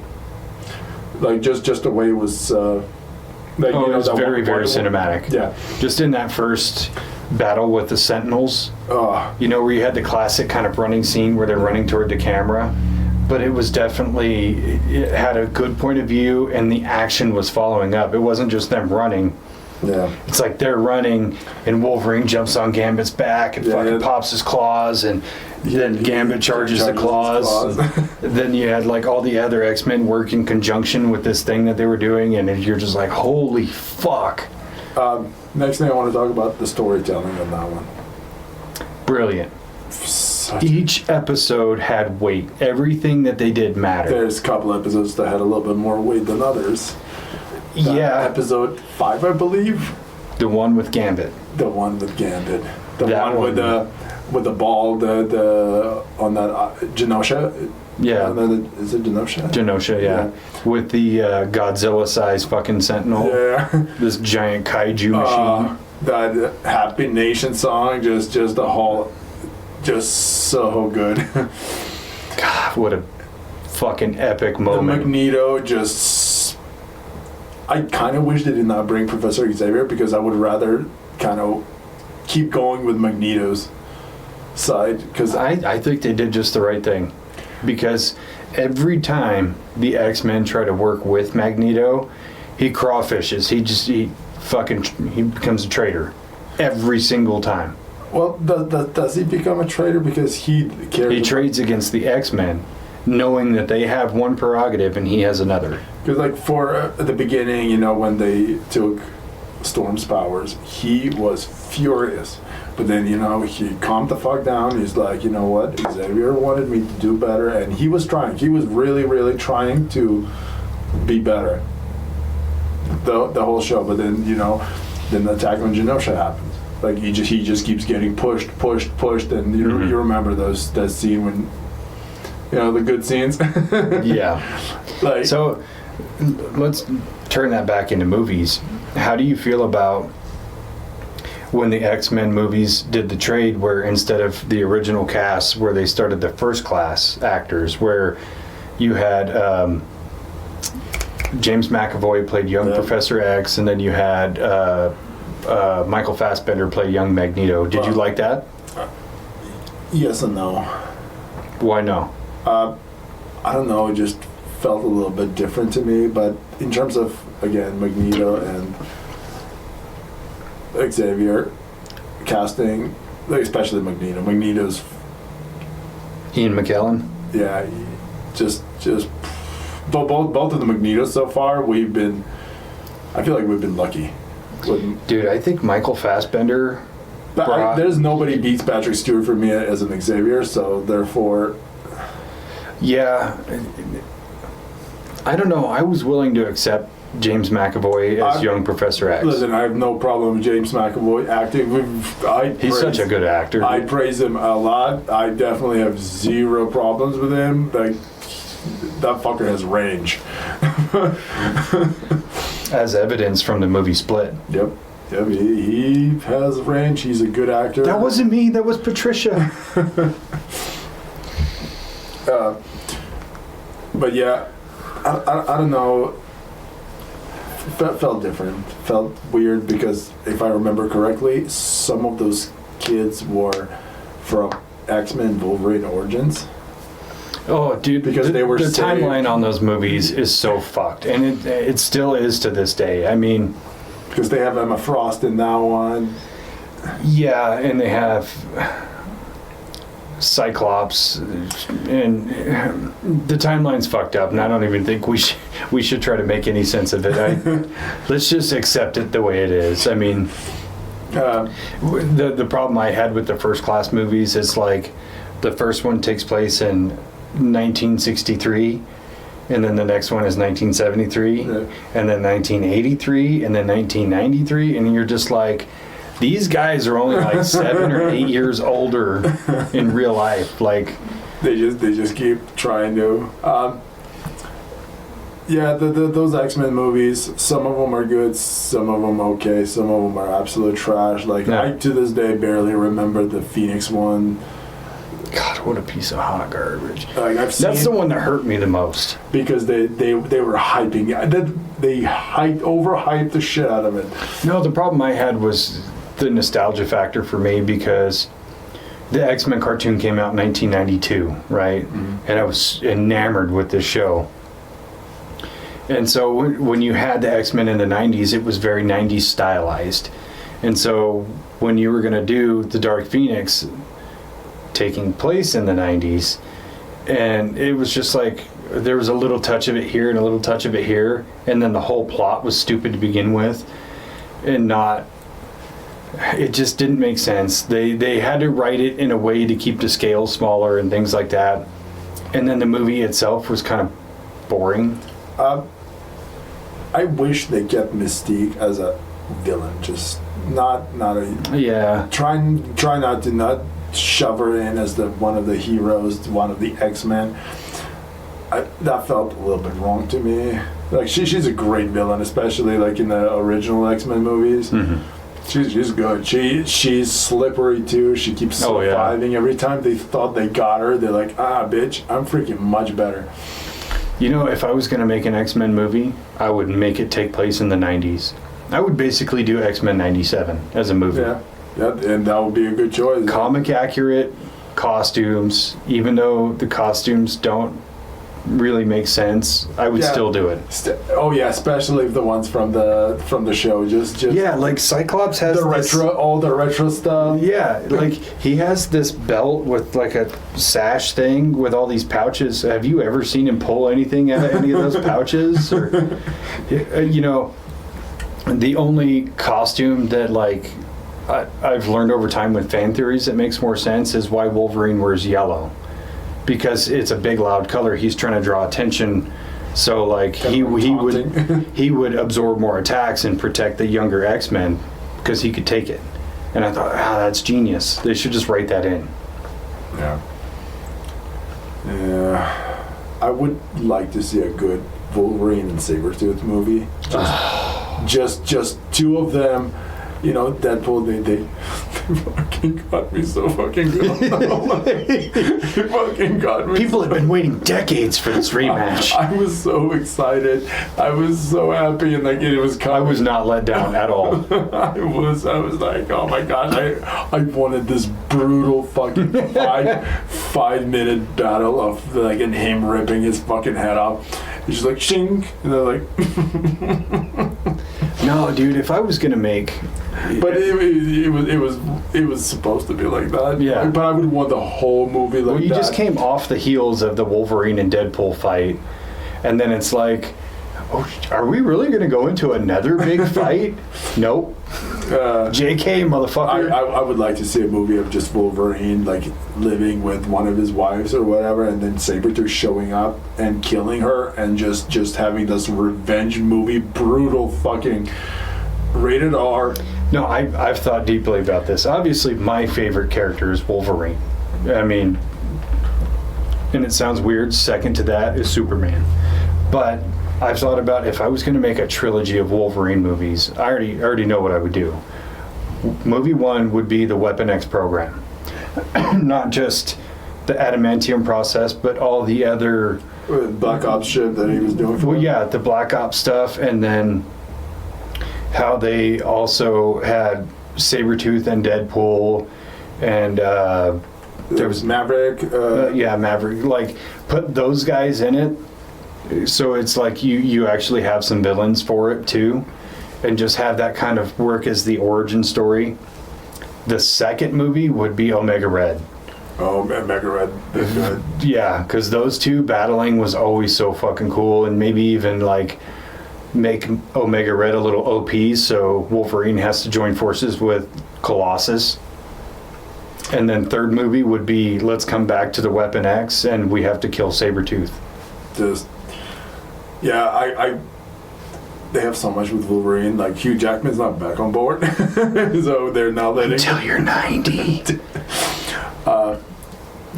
Just make these kind of characters. I want them to keep making it gory, like Yeah. like what. Making PG-13 movies with those characters, like you might as well just fuck it up right there. Just don't even release it. Don't even bother, because I don't know if you remember, they promised us the first Venom rated R, and that was a big promise. They're like, you know what? It's happening. And then right before the release, they're like, oh, it's actually PG-13 all of a sudden. Well, they also promised us a rated R RoboCop reboot, and they promised us a good Crow reboot.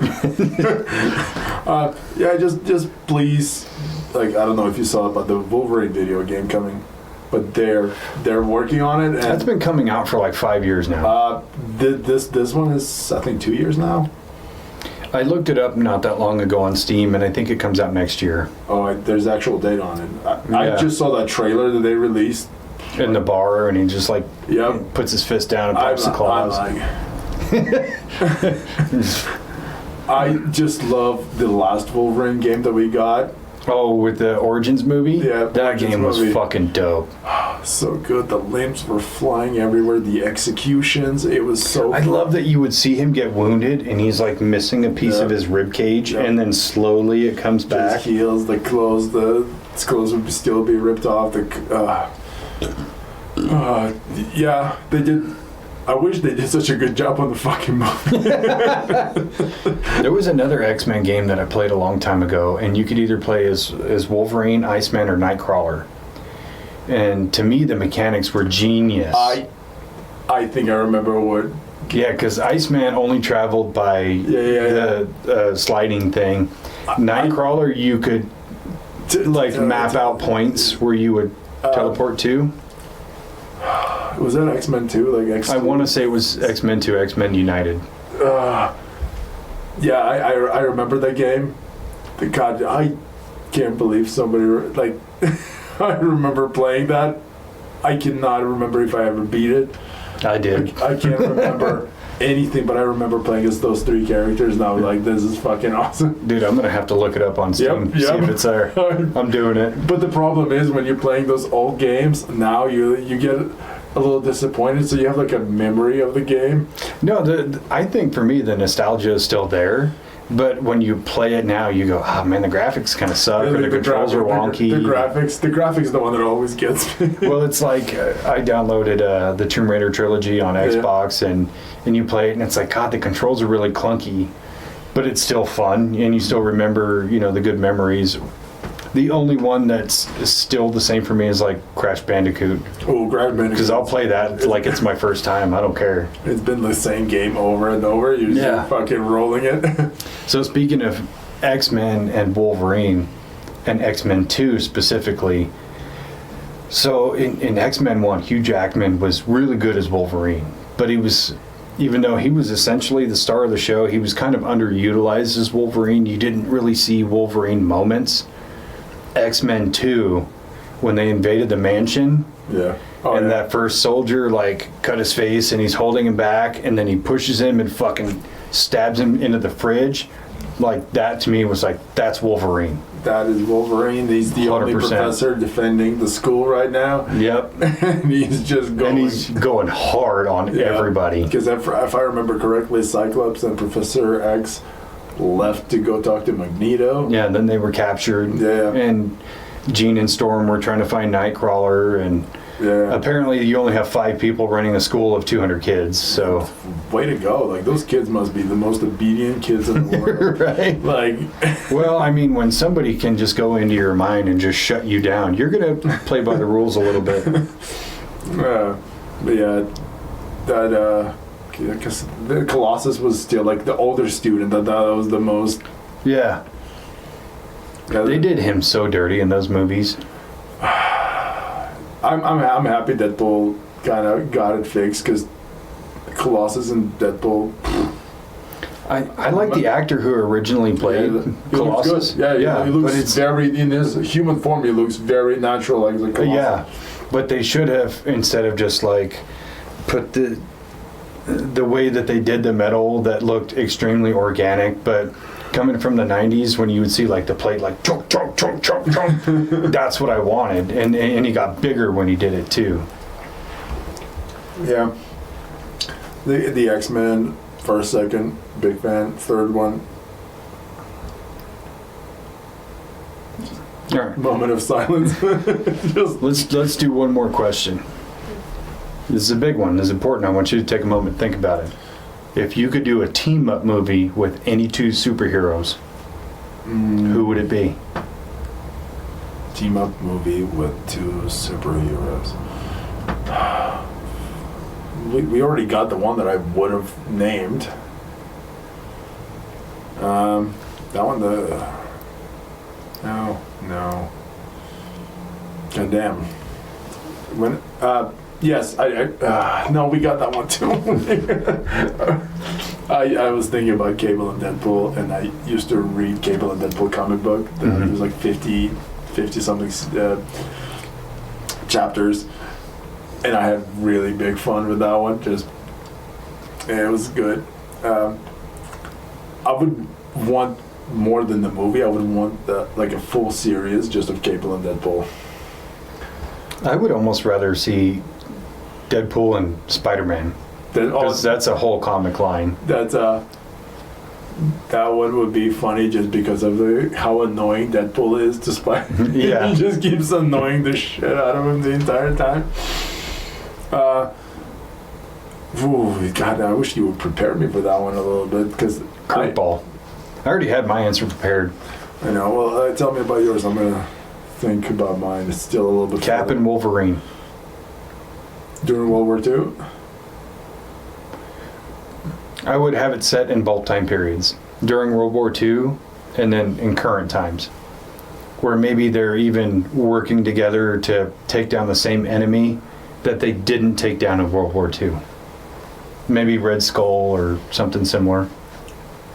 Because when, in World War II, you had Cap and the Howling Commandos. Yeah. And then you had Wolverine was... in some form or fashion in the military, And in the comics, they actually worked together during World War II, and they had great respect for each other. But I love the idea that a more feral, more aged, more angry Wolverine and, you know, honest to goodness Cap are trying to do a mission together, but they have to battle with their conflicting ideologies, where Cap is like, we don't have to kill every bad guy, and Wolverine's like, fuck yeah, we do. They can't hurt anybody else if we kill them. Having those two maybe even battle it out on an occasion. The clash of ideas. Yeah. So, like, just that battling ideology, even though they're going towards the same goal. And they're not going to betray each other, but that doesn't mean they're going to get along, kind of thing. Now that you mentioned that, like, in the Civil War, when Captain America was killed, spoiler. What? Captain America was killed, and Tony Stark was sitting there at the morgue with his body. And then you just see Wolverine come in behind him. And he's like, I came here to kill you. But that's not what he would want me to do. But I'm like, but I came here to kill you. and I really like that moment a lot. That was a really powerful moment. Yeah. Of like, I could totally do it. And I really like, fucking he's want to. He's just standing there behind him. He's like, I can cut through this freaking armor. Like, no problem. Well, I mean, and that plays true to character in Deadpool and Wolverine. When they finally get a hold of Cassandra Nova, and he's like, I want to kill you. Every fucking bone in my body wants to kill you, but Charles wouldn't want me to do that. And it's almost identical. Yeah. God, what a great movie. What a great movie. Yeah. I have to watch it like once a week. I watch too much of that movie now. I have so much gear from with my popcorn bucket. I never got one. I saw that movie 3 fucking times in theaters. Yeah, you did. Yeah, you did. I saw it twice. And every time I went, they didn't have the popcorn buckets. Yeah, if it makes you feel better, when I ordered mine, mine didn't arrive until 3-4 months after the movie. Really? So I ordered it online. And yeah, they were so backed up that... I have a pretty cool Xenomorph popcorn bucket. Well, can you fuck it? You know, yeah, you can fuck anything if you're brave enough. Okay, that's fair. Like this cat. A hole is a hole. Well, so we still had like 85 other deep philosophical questions we have to go through, so we're going to have to do a part 2. Yes, we do. And I do have one question for you. Okay. What side character in Marvel, specifically in Marvel, deserves a standalone movie? Ooh. I can only think of one, personally. Let me hear yours. Hulk. He's been screwed just because of the rights, so he can only be as a side guy in all of the movies. But I would like to see an actual, like, Hulk story, just, you know, deeper, because last one I remember was Invincible Hulk with Edward Norton. Incredible Hulk, and I really love how Hulk looked in that one. Dude, I love the way he looked in that, way better than the Avengers. 10 out of 10. That Hulk to this day is my favorite. 100%. Hulk, not like, I like Mark Ruffalo as a Hulk there. I find him very funny, quirky. You know, he's good. But the Hulk, the Hulk, holy fucking shit! He's smaller. He's smaller, but he's ripped. He's standing there like a fucking titan every time. That fight with Abomination was that fight was so good. I wish that had lasted longer. As much as I don't. As much as I'm not a huge fan of Edward Norton, I feel like he was a good pick for Banner. But the version of Hulk you saw in that movie, to me, was top tier. And I grew up on Lou Ferrigno's Hulk and the cartoon. Yeah. So it's like when I saw that, I was like, holy shit, this is pinnacle fucking Hulk. And Mark Ruffalo, to me, he's Eric Bana was dope. I loved him, but his Hulk looked kind of silly. His Hulk. He's 2003. Yeah. They were doing the best they could, and Who was the villain in that one? I don't even remember. his father, David Banner. I remember him fighting like wolves in the cabin. And Yes. it's kind of went blank. Tanks. Yeah, there was tanks, and then in the end, it was his father, because his father could basically absorb radiation and energy, and they weren't really clear about it. You kind of had to put it together on your own. Eric Bana is such a good actor, though. Everything he's in is top tier. As for a side character, I think an easy answer is Gambit. And as much as I loved Channing Tatum's Gambit, I would want to see somebody else do it. Please, I think let's that idea already died. Let's move on. We went to the funeral of the Deadpool movie. No, I would want to see the more X-Men cartoon version of Gambit. Yeah. You know, like the tall, slender, super agile. But I don't know if that's who I would actually pick. It's a tough one because they either already got their at least bare minimum a TV show or one movie. You know what? I'm gonna throw you a curveball on this. This just occurred to me. Uncle Ben. Yeah, fuck, kill him. No. Fuck, kill and You gotta hear marry. me out. Uncle Ben, but he's like, he was a soldier, he was a war hero. He did all these really cool, amazing acts, and then you could go into PTSD and how his relationship with May changed him and made him a better man. And then he's a really old man, and then he sees a bad guy doing a bad thing, and he tries to summon up that like old school badass and forgets that he's fucking old and gets murdered. Like, you have a big character arc there. I would go for it. A standalone movie? I thought you were asking me fuck, marry, kill.